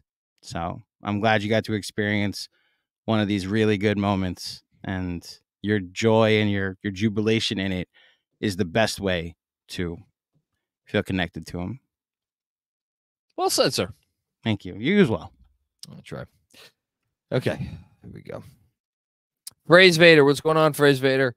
Phrase Vader. Huge win. Big Ragu. Team Moxie. Watched it at the bar in San Francisco. Oh, that's cool. Nice little happy hour watch. Walked to Oracle to see the Mets.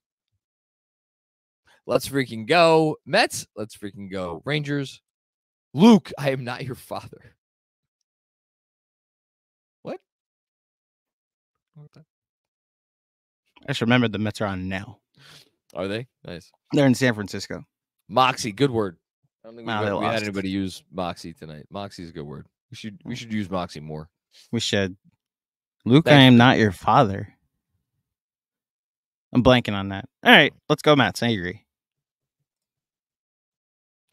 Brando, Embiid didn't box out and found out. That was on the Hartenstein offensive rebound, right? I saw somebody. There's a lot going on Twitter, or there was a lot going on Twitter. I saw somebody had a clip of that said something about Embiid ball watching.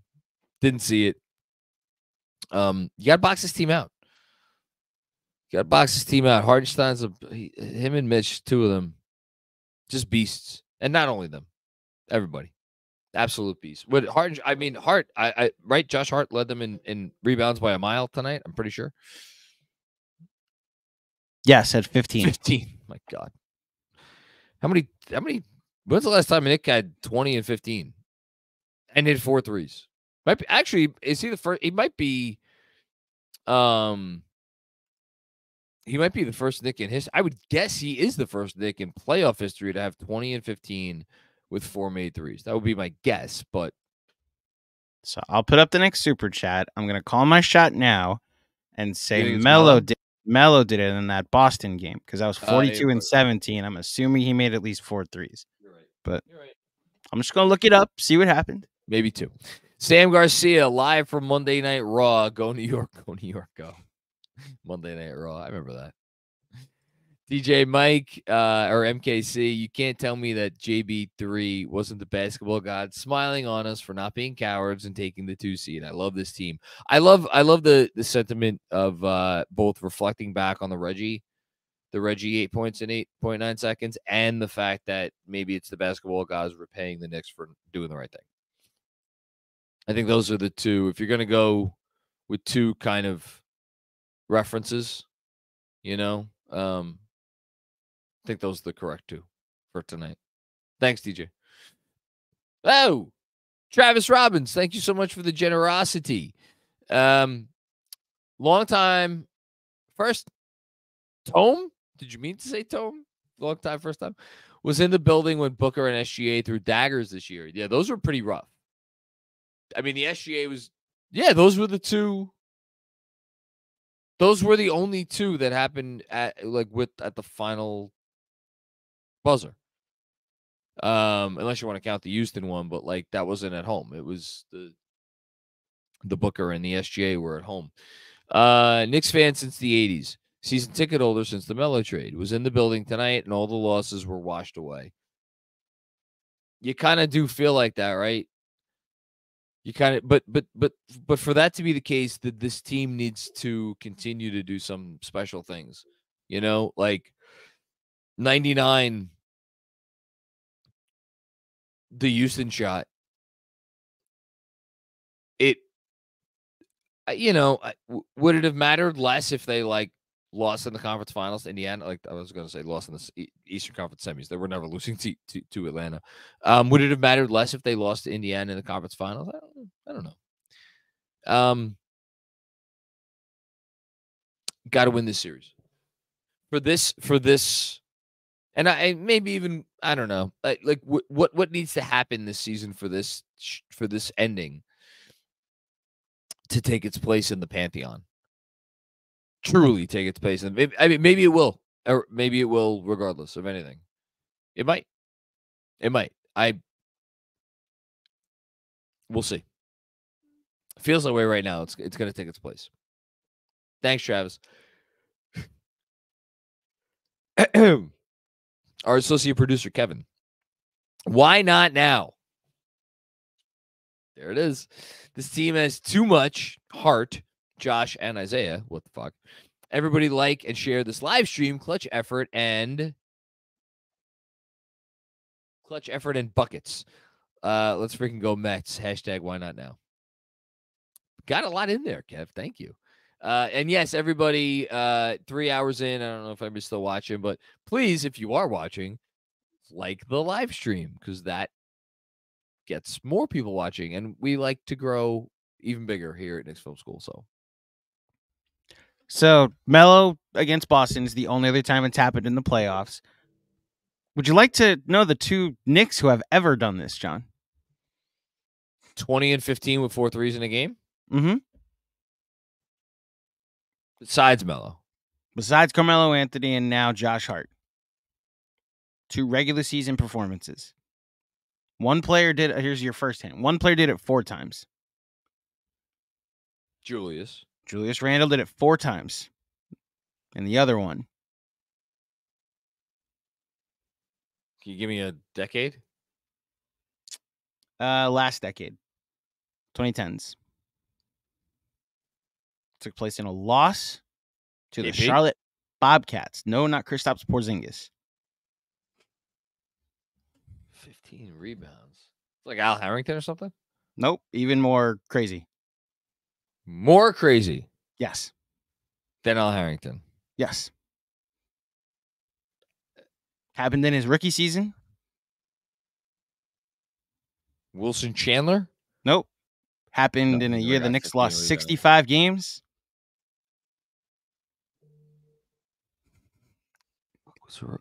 Tim Hardaway Jr.? No, keep going. I don't know. Tell me. Kevin Knox. Kevin Knox on December 9th, 2018 against the Charlotte. They were Hornets at the time. And a 119-107 loss. Had 26 points on 10 of 25 shooting, 4 threes, and 15 rebounds. Pretty sure I went on a live stream that night and called Kevin Knox the future of the Knicks. Mm-hmm. The second coming, indeed. Shout out Periscope. That's a good job by me. Thanks, Kev. Kevin Danishevsky. This might be my number 2 most exciting moment I've watched as a fan of a team other than the David Tyree catch. That's because you weren't around, I guess, for the 4-point play, so that would make sense. DiVincenzo, Hart, Leon. DiVincenzo, Hart, Leon. Unreal job. I hope Leon Rose somewhere is having a nice cocktail tonight. I hope. But yeah, I remember the Tyree catch. I watched that live in a bar. It was fun. I'm not a Giant fan, but it was still cool. Jacob Slava, what's going on, Jacob? The soul of John Starks lives on through Josh Hart. Interesting comp. Only people like them can truly call the Garden home. It's really moving stuff. I love that. That's really fitting. It's really fitting because John Starks, I think, was and shout out to Chris Herring. Blood in the Garden. The book is written brilliantly, and it kind of each chapter focuses on a different player from that era, and the John Starks chapter really kind of takes you down the road for him and how tough of a road it was for him coming up. And I think with Josh Hart, Josh Hart was he was recruited and he was always going to be drafted. It was a question about whether he was going to be a first-round pick or not. But certain players just have a connection to the city. And whether they started here or not, like Josh Hart didn't start here, Josh Hart was never meant to play anywhere else other than New York. Just like David DeBusschere was never meant to play anywhere else outside of New York.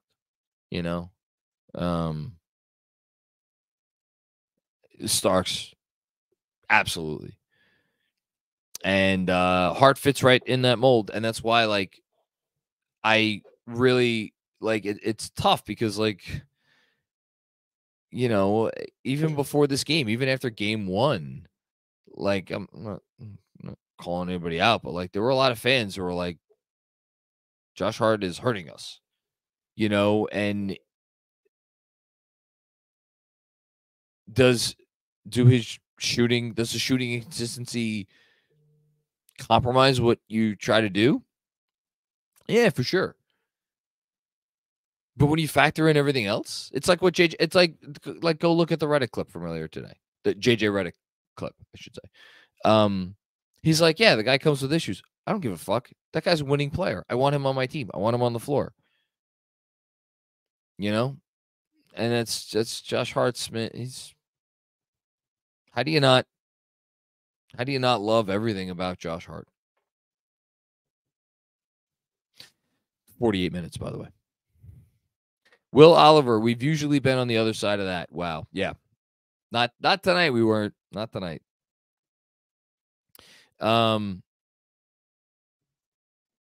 Thank you, Will. Twin Orange. What's going on, Twin Orange? I thought Starks was going to get attacked.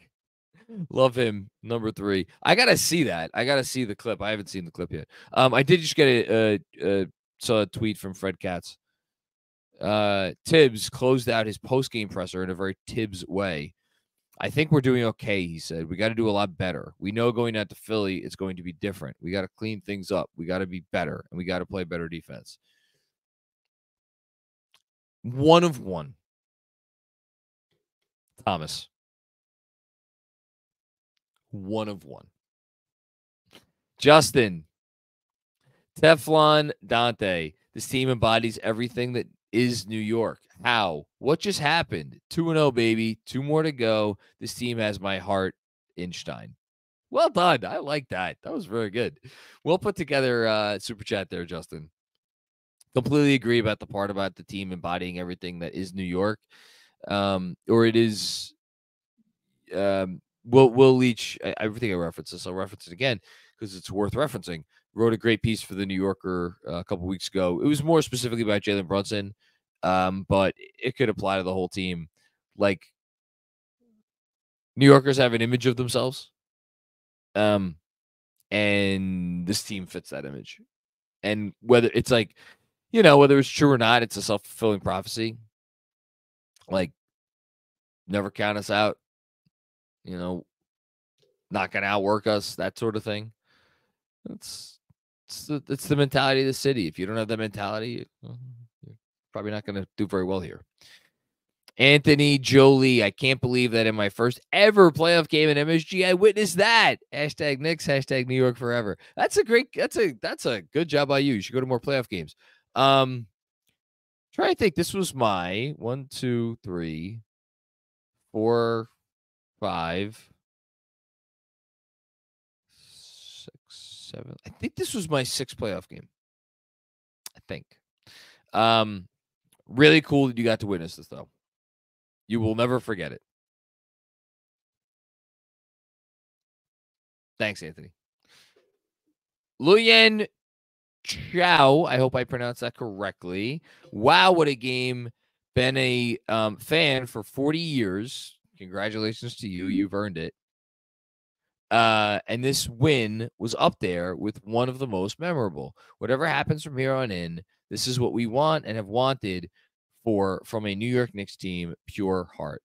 I'm so happy you said that. And really, like, I know that the emotions are flowing tonight, and I know we wouldn't be feeling the same way if they had lost, and we're not going to be feeling as great if we, we'll drop a game or at some point, God forbid, lose a series and it's over. How could you possibly want more from a team? Like, again, just watching that game tonight, we're praising them because a confluence of events happened in the final 30 seconds. And that is what has engendered our praise, as it should. But just like go back and think about the entire game. And yeah, we could sit here and we could quibble about Brunson should have passed a little bit more, maybe, whatever. You can't question one possession when it comes to, were they giving max effort? Were they fully locked in? Were they putting it all on the line? Were they, kind of on point? Were they thinking through it? Were they, were they distracted or anything like that? Every type of question that you could answer or that you could ask about a basketball team, they answered tonight. And that was going to be true whether they won or lost. And that's, I'm thrilled that they won. But this team, they deserve our love and affection at this point, regardless of anything. And that they just keep fucking winning. Come on. Thank you for the generosity. Busy. Enough of this scary shit, Macri. You did this bit last year. Break out your brooms. We just took their hearts. I'm not giving in, Busy. I'm not giving in. I'm not going to do it. If they win the series in 5, I will be the first person to say I was wrong. I gave the Sixers too much credit. I didn't give the Knicks enough credit. Maybe they do win in 5. I hope. At this point, like, man, I don't know if I would change my pick. I would think about it. I don't think the Sixers are broken. I don't think the Sixers are broken. I think they're going to come out and they're going to give a really good effort. That's it. I think they're going to give a really good effort. We'll see if it's enough. May not be enough. Dom, how confident are we feeling that Philly might have fucked around, and we'll find out who JB is in Game 3? It's a great question, Dom. It's the question of the series at this point. It's the question of the series at this point. What is Brunson going to come out with in Game 3, Game 4, if we get to it, Game 5? He just might, like, look, here's the thing. You cannot say that this player is not a big game player because he has come up big in big games, game after game after game after game. I think the difference is that, again, and I said this on the last live stream, I will say it again now. There is a difference between when you're kind of going out there still semi-quasi under the radar and when you're going out there as like, that's the MVP, right? That's the MVP, Joel Embiid. Okay, I got to be as good as him. And you know why? Because people expect me to be as good as him. Now, do people actually expect him to be as good as Joel Embiid? Well, maybe not. But this version of Joel Embiid, I'm sure he's feeling, how could he not be feeling some modicum of pressure about, like, well, it's a hobbled Embiid, so I got to be like, it's no shade that he's doing poorly. But we'll see if he picks it up. I think he will. Thank you, Del. Sam Garcia with another one. The Sixers are a bunch of crybabies. I mean, I can't sit here and tell you how I'd react if I was a Sixers fan and I lost that game. So, yeah. Thank you, Sam. Dom with another one. This is in 2013. I feel very confident this team won't let up. Let's freaking go Knicks. Yeah, I don't know that I would comp this team to any team. I definitely am not comping it to 2013, which was a very good team, to be clear. I'm not comping this team to that team. I'm not really comping this team to any team that I've seen because I think they're very unique. If anything, I would comp it to the 99 team, which had a terrible regular season. This team has had a very good regular season, but in terms of like, you maybe didn't think of them a certain way going in, or well, we did. So, yeah, I don't know. It's a tough one. Thanks, Tom. OG team, what's up? For Mac and Andrew, would you bet your entire life savings Brunson doesn't have a game like this next game? No. I would not. I'd bet a few bucks. I would not put my life savings because mostly I have kids and I would do that to them potentially. I think he'll be better. I think he's been good on the road all year. I imagine it'll be good to have a couple days off. I think it'll be good to have a couple days off. We know he can make shots. We know he can make tough shots. He's going to be fine. He's going to be fine. Thanks, OG team. Hunter Hosteller. Starks had the most energy in the arena tonight. Special. I really got to see a freaking clip of John Starks. Can I pull it up on Twitter maybe? It'll probably come up right away, right? John Starks. John, I'll pull it. I'll pull it. Oh, I see it now. Never mind. I see the hug. I mean, this is great stuff. I'm so happy for John Starks. Alex, what's going on, Alex? Tobias Harris is the Alfred Payton of Andrea Bargnani's. Wait, what did you just do there? Tobias Harris is the Alfred Payton of Andrea Bargnani's. Yeah, I don't think I'm supposed to try to figure that out, so I'm not going to. Lowry looked hurt. I don't know about that. Did he? Last play of the game, the crazy sequence, he literally limped. He was on the baseline because he got hurt on the play and then limped off the court. He wasn't on the court for their final two possessions either. You know what? If he has to miss the game, I'm not going to miss him. I'll feel bad a little bit. I will not miss him. I know he didn't do a ton tonight. That dude, he's a gamer. He's a winner. Oubre is getting worn down. Interesting that they did not even have Oubre. Like, that's the thing, man. Like, the Oubre matchup you figured was like their biggest move to put Oubre on Brunson and like make him frustrate him. They weren't even Oubre wasn't even in the game, you know? So like they didn't have a quote unquote Brunson stopper, it's kind of so weird. Anyway, Embiid and Maxey need help. Where's it coming from? It's a fair question. It's a fair question. If Lowry's hurt, especially, that's a even fairer question. I believe in Batum to give them good stuff. We'll see about Harris.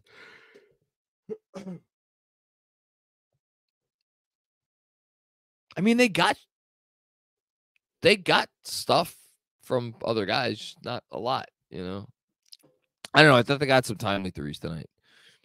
I thought they got timely threes. I thought they got timely threes from Batum. I thought they got timely threes from Lowry. I guess that's about it. They got some timely threes though. Thanks, Alex. Other Alex, look at this. Back to back. Jalen going to do in game 3 what AD is tonight against the Nuggets. Embiid is already speaking like a broken, beaten, defeated man. Hashtag Nixon 4. I don't know what Embiid quotes you saw, but he did not sound beaten and broken to me. As for what Jalen's going to do in game 3, I would bet something that he would have a very good game. I don't know what. I don't know what defines very good. I would be shocked if he went out there and he had another game like he said in the first 2 games. Too good of a player. Freeway Hustle 21. Thank you again, Freeway Hustler. No place has more heart attack survivors than the New York metropolitan area. Well, we have a lot of good hospitals nearby, so that works out well. Yes. This fucking team. D-Zilla, what's going on, D-Zilla? Can't always celebrate with KFS nowadays. Don't worry, when you're here, we appreciate you, man. But a double bang requires all the celebrations. This team is unreal. There is no quit, only grit. Let's freaking go. Yes. And this goes for everybody. I know, like, people are busy and lives change and schedules change and this, that, and the other thing. If you're here with us, we love you. If you can't chime in, we still love you. And appreciate everybody watching and listening and doing all that you do. Double bang, bang, bang. Wish I could do it justice. Busy with another one. Busy with a couple here. This is the first. Tibbs has almost earned a lifetime contract with me with how this team has played. With that said, of course, there's always, when is there not a but? When is there not a but?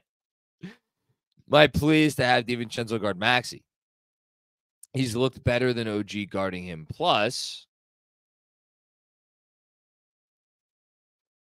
wait on the plus. Hold on. If we have OG on Maxey, he's unable to be the low man if the center has to help trap the pick and roll ball handler and Embiid is rolling to the basket. OG needs to have the freedom to be the free safety on defense. I want to go and watch again. Like, I know Maxey had a great game tonight. I felt like every time I keyed in on OG Anunoby on defense, I thought he did a really nice job. Want to go back and rewatch? Got to watch the tape, right?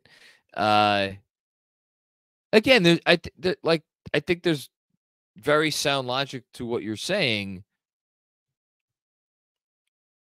You know what? Let me hold on before I say something that out of turn. Let me look up tonight. So the Sixers had a very good offensive rating in game one. They had a 116.9. That's not outstanding. It's solid. It would be like, I think certainly in the top 10 in the NBA. So tonight,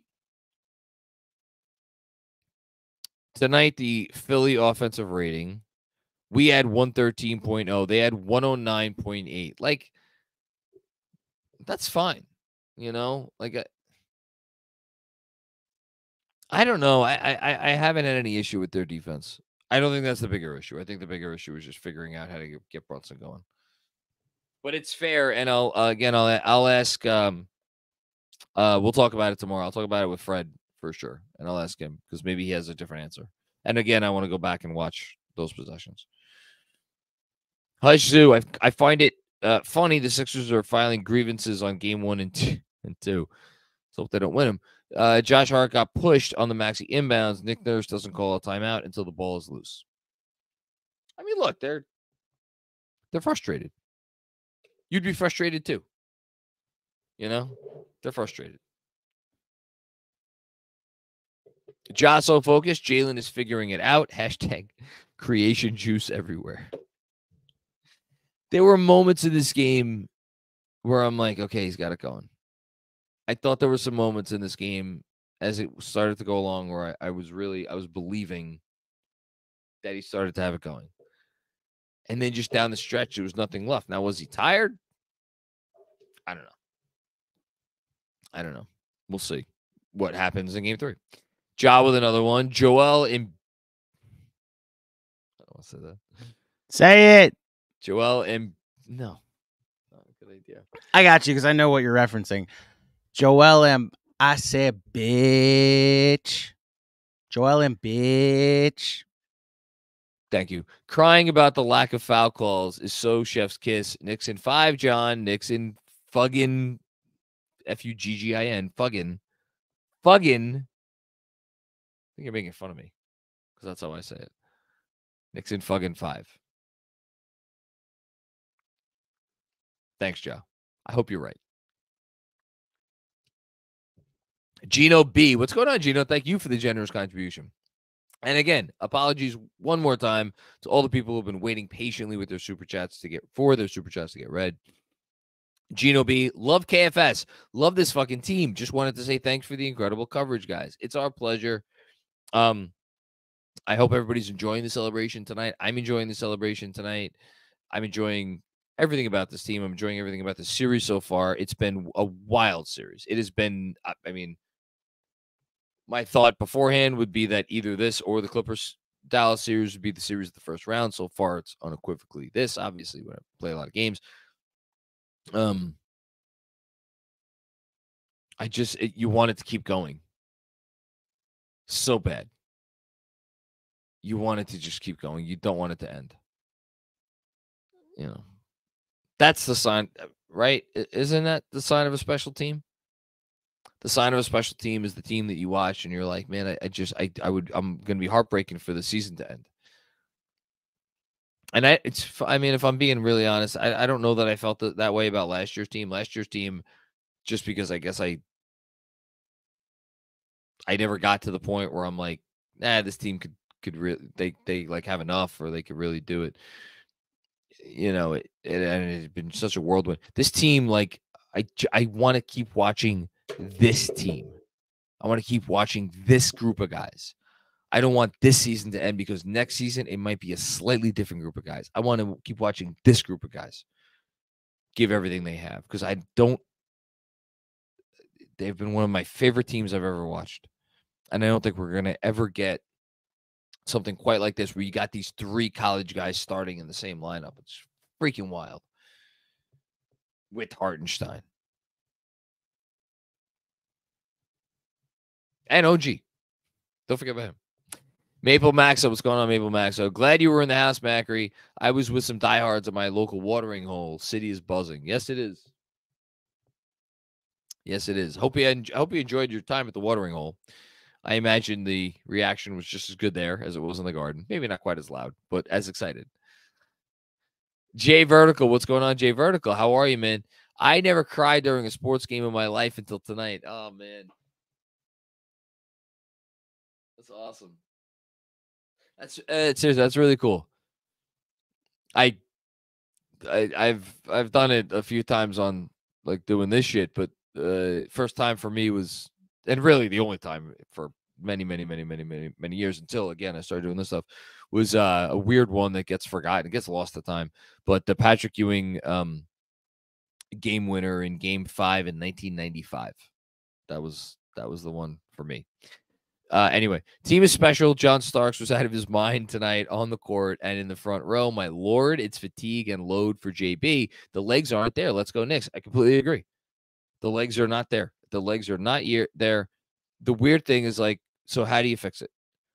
Do you lighten his load? Well, he's like, it's bad from the opening quarter. He's been 2 for 8 the last 2 first quarters. So, and I can't sit here and be like, well, it's the sum total of the whole season. That's the issue, because like he showed no signs of this down the, maybe not no signs. I didn't think he showed real significant signs of this down the stretch of the season. Yeah, I don't know. But I think he could get it back. Thanks, Jay Vertical. Kyle Crawford, thank you for the generosity, man. Seriously, I find it fitting that right when Tibbs is voted again as who players don't want to play for as their coach, that we come away with 2 massive playoff wins with JB scoring so poorly. Hashtag Knicks culture. Hashtag fire Tibbs. I said my piece on Tibbs earlier. I mean, I could say it 10 different ways. He doesn't want those guys. The organization doesn't need those guys that vote that way. Again, it's like it's actually kind of comical to me that, like, because it doesn't, you don't have to overthink it. It's like, okay, these players are saying, I don't want to play for this coach. Okay. And then you just ask the question, why? And it's a very simple answer. It is because this coach is going to ask you to do more to win games than any coach will ask of you. He will ask you to put more on the line, to sacrifice more, to put in more preparation time, to make yourself more physically and mentally strong. than any other coach. Okay.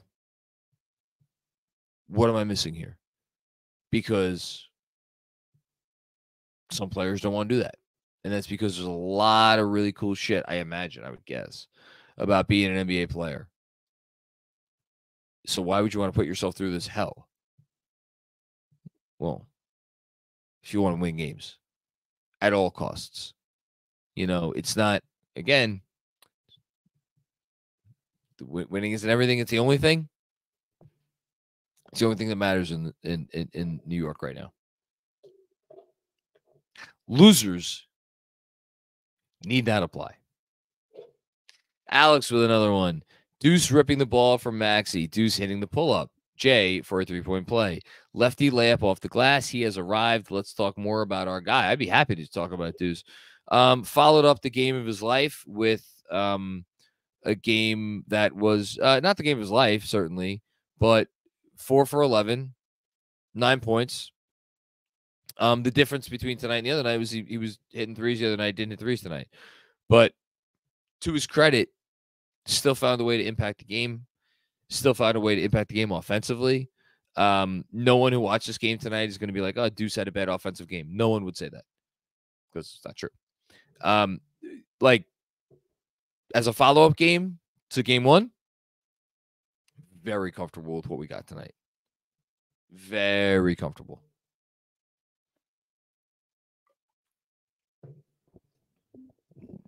Jaso focused.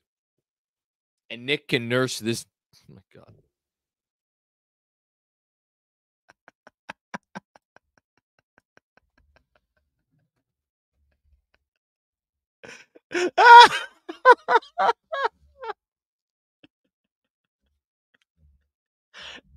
This goes against your entire ethos of respect the opponent, and I love it.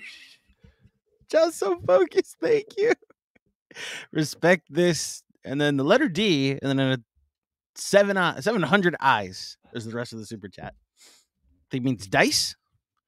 I don't think that's what he means, Andrew. Nurse this dignity, because their dignity was snatched in these first two games. DiVincenzo, nurse this DiVincenzo, because he had a long, brutal game. He needs to ice something. We need to get him to the infirmary. I don't think that's it either. Thank you so much, Joe. You really contribute so much to the program. Thank you so much. With another one. Yeah. Too much heart. Leading all players with 15 boards. Got that right. Deuce punking Tyrese Mini. I see what you did there. Don Trey. Oh, I like that. That's good. Is that yours, or did you get that from somewhere? I've never heard it. With the ice in his veins, some dude named Hardenstein. Yeah. Team, capital team. That's the other part of it is like, I don't know what the hell I'm going to write in terms of the newsletter, besides the fact that it's almost 2 a.m. For this win, because I feel like it's the exact same sort of win as was in terms of like what it took to overcome Brunson's bad game. It took everybody. It takes a village. It took a village tonight. Thank you, Ja. Sam Garcia's dad with another one. GMAC is right. If Philly is down after the first quarter in game 3, the fans will already start booing the Sixers out of their building. No doubt. Literally did it in the play-in. Yeah, but they played like ass. You tell me they're going to play like that again? If they do, maybe they're losing is the point. At the first sign of adversity, that fan base that is already anxious. We've seen them have stretches. Now they're showing the Starks replay on MSG. There you go. He was so freaking pumped. And Melo and Sprewell. That's fucking cool. That's so. Now I understand why people were so fired up. That's so fucking cool, man. Yeah. That's different generations of Knick legends. Like the 90s into the 2000s, and then Melo. All here. Yep. All sitting courtside tonight. Together, for that matter. Thank you, Ray. Appreciate you, man. Thank you, Ray. I was right. We'll find out, I guess. Bernard Richardson, love y'all. Love you too, Bernard. Hashtag Knicks in 4 until they prove otherwise. I hope. Hope y'all are right, and I'm wrong. Alex with another one. Only the Knicks playoff game I'd ever been to was the 93 Hubert Davis game against the Hornets. I remember that Hornets series vaguely. This game was crazier. So glad that you got to be there live. And I wasn't gonna go. My buddy texted me about going, and immediately I'm like, well, if I go, I can't do the live stream right away, and it's gonna be a problem. And I thank my buddy Soloway, who's been a great friend of mine for 20 years. And I found out his son was like inquired about going to the game, and he kind of made it work because he took his son to the Ranger game yesterday. Took me tonight. But also thanks to my wife, because I've gotten invites over the last few years to some big games, and I always turn them down. And she like yells at me. She's like, what's the point of doing this if you can't enjoy it to that extent sometimes? So thank you to my lovely wife, Dolores, who's certainly not going to hear me say any of these words. But I heard her voice in the back of my head when I got the invite. I'm like, you know what? Fuck it. And then I went and asked Andrew for permission. And he gave me permission. And we made it happen. Yeah. The second you said it was like, oh, we got a roster. Of course. Shout out DJ Zula, who was here almost 3 hours ago. I know. So tell me about it. Yeah. Okay. Thanks, Alex. Job with another one. OG Juan Kenobi, game-winning assist. Suck it, Philly. I like the suck it, Philly. Again, subtly important, positive game from OG Anunoby. I know it wasn't eye-popping stuff. I know he didn't shoot it well from three. Didn't hit any threes. Just a really solid game, and the 2 free throws. Don't discount the 2 free throws. Please don't discount the 2 free throws. I don't think anyone is. But let's not discount those 2 free throws. Seen a lot of guys over the years who might not have wanted any parts of those free throws, and he knocked them both down.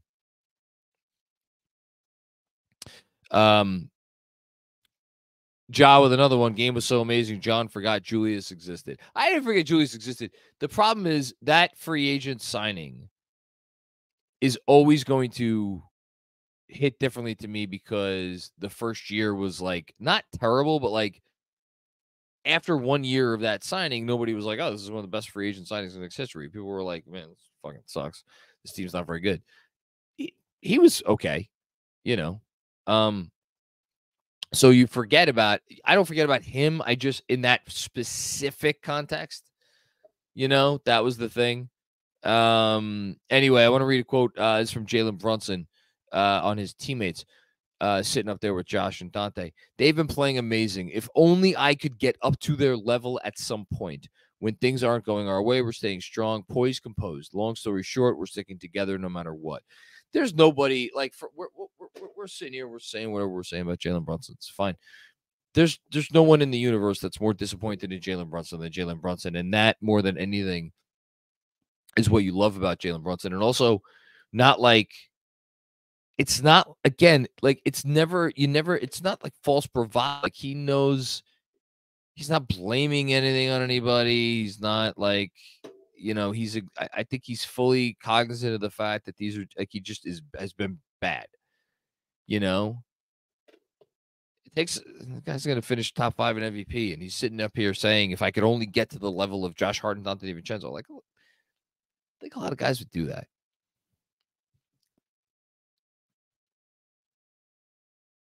Let's keep it going. Jeremy Chase, what's going on, Jeremy? Just got home from MSG. I was at LJ's 4-point play game in '99. This was about as loud as insane, insane. So many great plays. Love this team. Let's fucking go Knicks. That's really cool. You got to be there for both games. Like put that on your tombstone. Hopefully, many years from now. It was wild. It was wild. I could co-sign. Thanks, Jeremy. Bill Peter friend, what's going on, Bill? Those saying Philly won't recover. I brought this up earlier. The 94 Knicks recovered from Reggie Miller's 8 points in it was 8.9 seconds. We need to play better to close this. We can and we will. That's where I'm at. I'm more with you, Bill. You know, they're fortunate to be in the position that they are in for as much as they have earned it with all of the praiseworthy things. Excuse me, 95. Yes, thank you. It was 95. For all the things that we are praising them for, justifiably, their lack of quit, their toughness, their perseverance, their defense. I really think they did defend pretty well tonight. You know, the key offensive rebound and all of the things. It's all true. It's all true. It doesn't change the fact that they need to play better and that they're fortunate to be in the position they're in. Got to play better. Got to play better to bring this series home. And they will. They will. Khalil from Brooklyn. What's going on, Khalil? It's been talked about before, but is this the first act of the 2004 Pistons like title run? Proud to be a Knicks fan today. No quit, all grit, close knit. I got it. That's what I got to get on the wall somewhere here in my home office. Yeah, I don't know if it's Julius or it's someone else. I think they're a piece away. I've been consistent about this. You know, been consistent about that. Don't think I'm going to change my tune. Maybe I will. Maybe if they're hosting a trophy, I'll change my tune. But I think what you've seen in these first two games is when it's one guy and everybody knows it's one guy, it's hard. No shit. It's hard. It's hard. And that was a different sport back then. It was a different sport. But even then, different sport, they had multiple guys who could generate offense for them pretty credibly between, you know, Sheed and Chauncey and even Rip. You know, so but I think they're built from the same mold. Thanks, Khalil. Cody, what's going on, Cody? It's 8 the hard way game. 8 the hard way. How about just hard 8? That's the one. Hard 8? That's the one, because you could even put like Heart 8, but it's probably thinking too much. Hard 8. Hard 8. PTA's first film. Yes, it was. Interesting film. Interesting Samuel L. Jackson performance. I've only seen it once, so I can't really. I've only seen it once as well. Yeah. Probably not going to rewatch it. Definitely. Ja with another one. DiVincenzo plus 14 in the second half. John, hashtag last one. Hashtag don't Dante game. Yeah, it's the Josh Hart game. I know he didn't hit the shot. It's the Dante shot. It's the Josh Hart game. It has to be the Josh Hart game. The motherfucker played 48 minutes.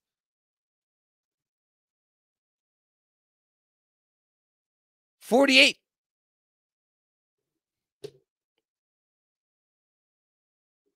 One of one. Jordan Miller. What's going on, Jordan Miller? How are you? Thank you for the generous contribution.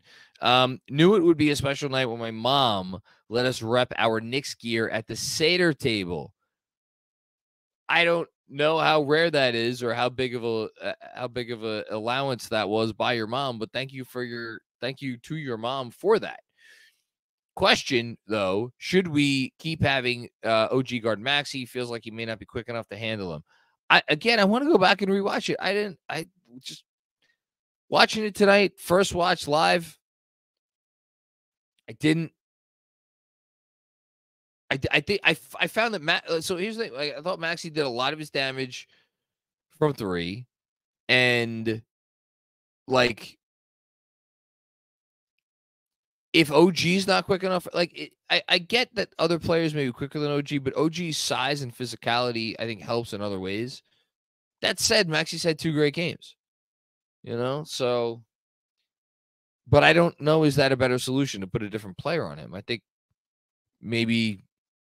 I don't know. I want to rewatch. I apologize. I don't feel comfortable Saying it without, I want to go back and watch all of his possessions, specifically with OG guarding him, and see how they look.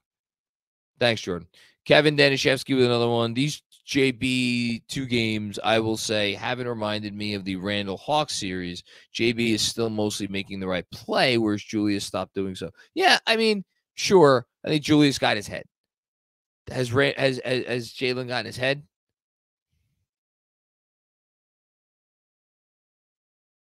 I don't think so. It would be very human. And I know we think the guy is a superhuman. It would be very human for Brunson to be like, fuck, man, what the fuck is going on with me? I don't know. Thanks, Kev. DDD 137. Haven't heard from you in a while, DDD. Thank you for the generosity. Especially so late at night. Again, I know everybody who's still contributing now. It's like they're truly night owl. I couldn't watch the broadcast since I live in Hawaii. Well, now I don't feel so bad, DDD, because I wished I lived in Hawaii. And was at work, but I had the game on the radio, and I called my dad for the last minute, and we were both absolutely screaming. Best moment I've ever had watching sports. That's so freaking cool, man. That's really awesome. I'm glad you got to share that with your dad. I love hearing this stuff about people sharing stuff with their family. The other person I mentioned, I called my brother, I called my mom, I called my dad. The first person I called was my wife. And because, like, you know, this stuff's better when you share it with someone. And yeah. It's a cool night. It was a cool night. I'm glad you got to have that moment. Thank you, DDD. I appreciate you chiming in, and hope everything's well in Hawaii. Johnny Chiba, what's going on, Johnny? How you doing, man? Hey, JM, great win. Playoff heart equals Butler Jr. # Deuce. A lot of similar qualities to Jimmy Butler. Younger, a lot less expensive. You know, maybe may not create, quote unquote, create as many shots, but he's pretty darn good. Thanks, Johnny. Nick Rides-a. What's going on, Nick? Hope I pronounced that okay. Hey, John and Andrew, love KFS. I'm behind on the stream, but in my opinion, this game should be referred to as the Devo double bang. Knicks in 4. Go New York, go New York, go. The Devo double. So it's funny. I always refer to DiVincenzo as Devo. I shorthanded as Devo like every time in my newsletter whenever I mention his name multiple times, which is basically every newsletter. I'm wondering if we just shouldn't go with the DiVincenzo double bang. Devo double bang does sing. The Devo double bang. It does sing. Yeah. Devo double has the perfect 2-syllable alliteration, and then it ends with a bang. The Devo double bang. Nick, you might have just done it. The other suggestions we got earlier were the Philly double bang, the WTF just happened game, 8 is enough, MSG Miracle, 2 bangs, 1 winner. 2 bangs, 1 winner.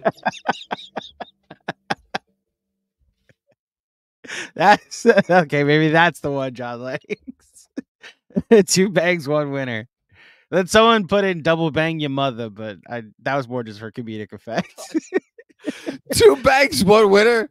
Who said that winner. Person? Some kind of I missed who said it. Whoever said it, I'll go back earlier, but this is maybe 2 hours ago when we were discussing what the name of this is called. 2 bangs, 1 winner, or the Devo double bang. I don't know if it's because I'm delirious, but 2 bangs, 1 winner. That's great. That's the winner. All right. 2 bangs, 1. I think that's your newsletter title tomorrow, and we could call it the Devo. That we can call it the Devo double bang. I'm not. Yeah, I'll go with. I might go with Devo double bang or DiVincenzo double bang. One of those. I'll see. Mm-hmm. At this point, my newsletter is going to be a bunch of smiley face emojis. Alex, we went from bing bong to bang bang. That was good. That was good. Alex, you have your moments, my friend. You have your moments. I appreciate you. Thank you. Brian Lests. This fucking team, guys. Yeah, tell me about it. Watching that ending while holding an infant and not dropping her or scarring her for life by screaming in her face was my Everest. Let's fucking go. That's well done. I've been there. I've been there. It's hard. It's hard. Having an infant is hard. Kudos to you, man. Thank you for like taking the time to contribute a super chat when you have an infant at home. That's just not easy. Hope you got ample support, and you know, it only gets easier. I'll say that. Josso Fogus, bad job by you, John. You don't have to shoot well to play well. 6'2" guard grabbing 8 boards with 6 assists and 1 turnover sounds good to me. Hashtag my point guard. I said that. I said I shouted out all that stuff. He needs to shoot better. He needs to shoot better. That's all. That's all. What happened to last one? David Futternick. Holy shit, man. It's even late in California. What are you still doing up? So many tough days for us as Knicks fans. We deserve this. I had to immediately go to my rec league game. We won the championship. Congratulations, buddy. That's why you're chiming in now. Accident? I think not. We are blessed to cheer for this team. Hashtag sometimes a Don does wear shorts.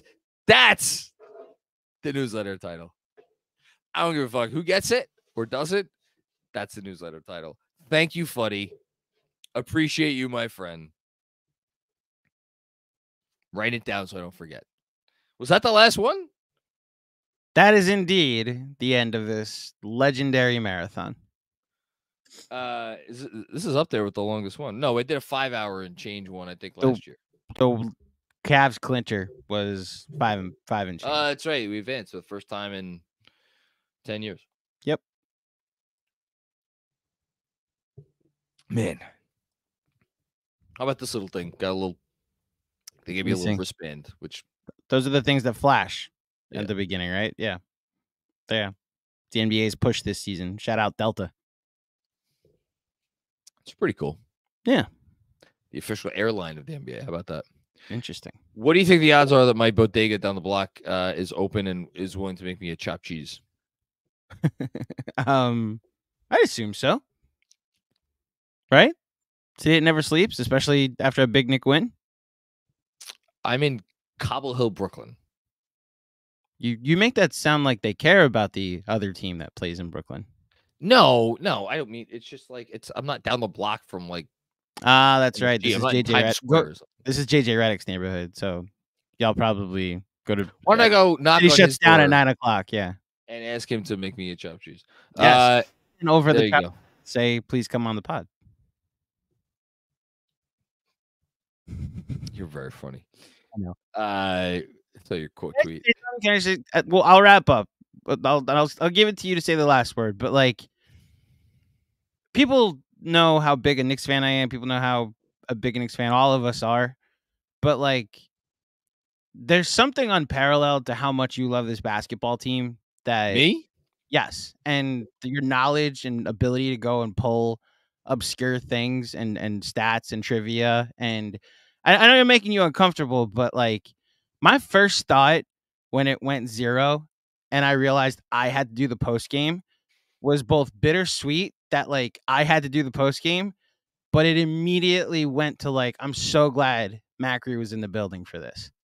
And I think I echo, in fact, I know I echo the 3,000 people still watching live, the thousands of people that watch us on a daily basis and read you, because your passion has always come clear and your devotion to this team is something we appreciate.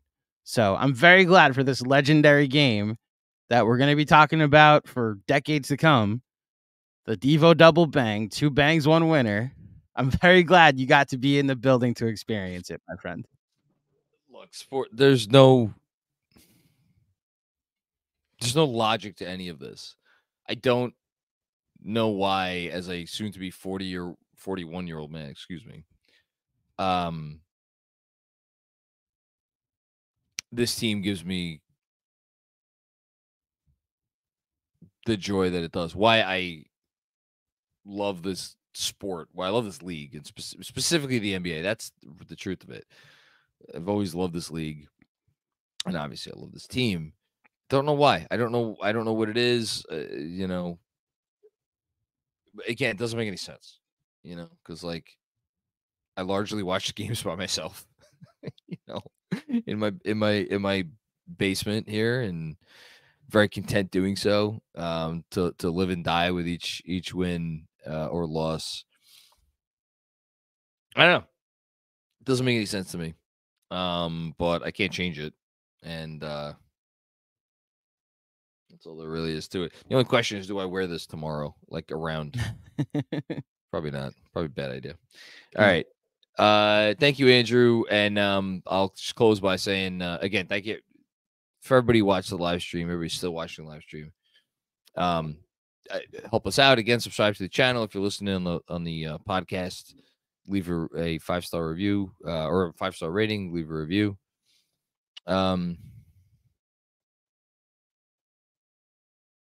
Yes, tonight is the sort of night that is why we watch sports.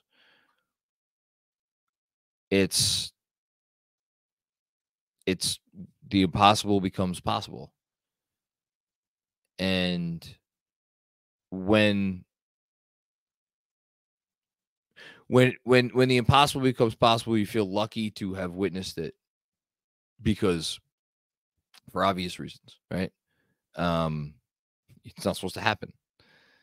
But there is something different when the people achieving the impossible are a group of players who you have come to not only identify with, but root for in a way that I think transcends how we usually root for athletes. Because professional athletes by definition are otherworldly. They are these ethereal beings that are just over and above anything that we could possibly fathom being. And yet this team, there is a quality about them they have displayed. I mean, you have to draw the dividing line since one of their most talented players went down since January 27th. A lack of quit and a fight and all of the things we always talk about. They refuse to accept their fate and instead insist on rewriting it. And if tonight wasn't an example of a group of guys who just said, we don't like that ending, we're going to write a new one, I don't know what is. So, yes, tonight went even further than the impossible becoming possible. It was a night that we could all collectively be one with this group of players who we have come to feel so strongly about over the course of this year, because we identify with them and because we see versions of ourselves in what they do. And it was just a magical evening. And I was very lucky to be able to witness it. And I think everybody watching who saw it, whether you were there or on TV or whatever, or even if you heard it on the radio, it's not something you'll ever soon forget, because I certainly won't. So on that note, I say good night or good morning, whatever is appropriate. And look forward to hearing or seeing everybody back with more, good stuff. Fred Katz's coming on the pod. Got a town hall for the patrons tomorrow night. Lots of stuff. Yes, check your email. That thing is next Wednesday now. Oh, great. Well, shout out to our patrons for the town hall's gonna be next Wednesday. I should read my emails. But pod with Fred coming up, and then yes. We got all the games left for the series. So more work to be done, as the Knicks themselves said. Series is a long way from over. So let's keep at it, and let's keep at it. Talk to you soon. Peace out.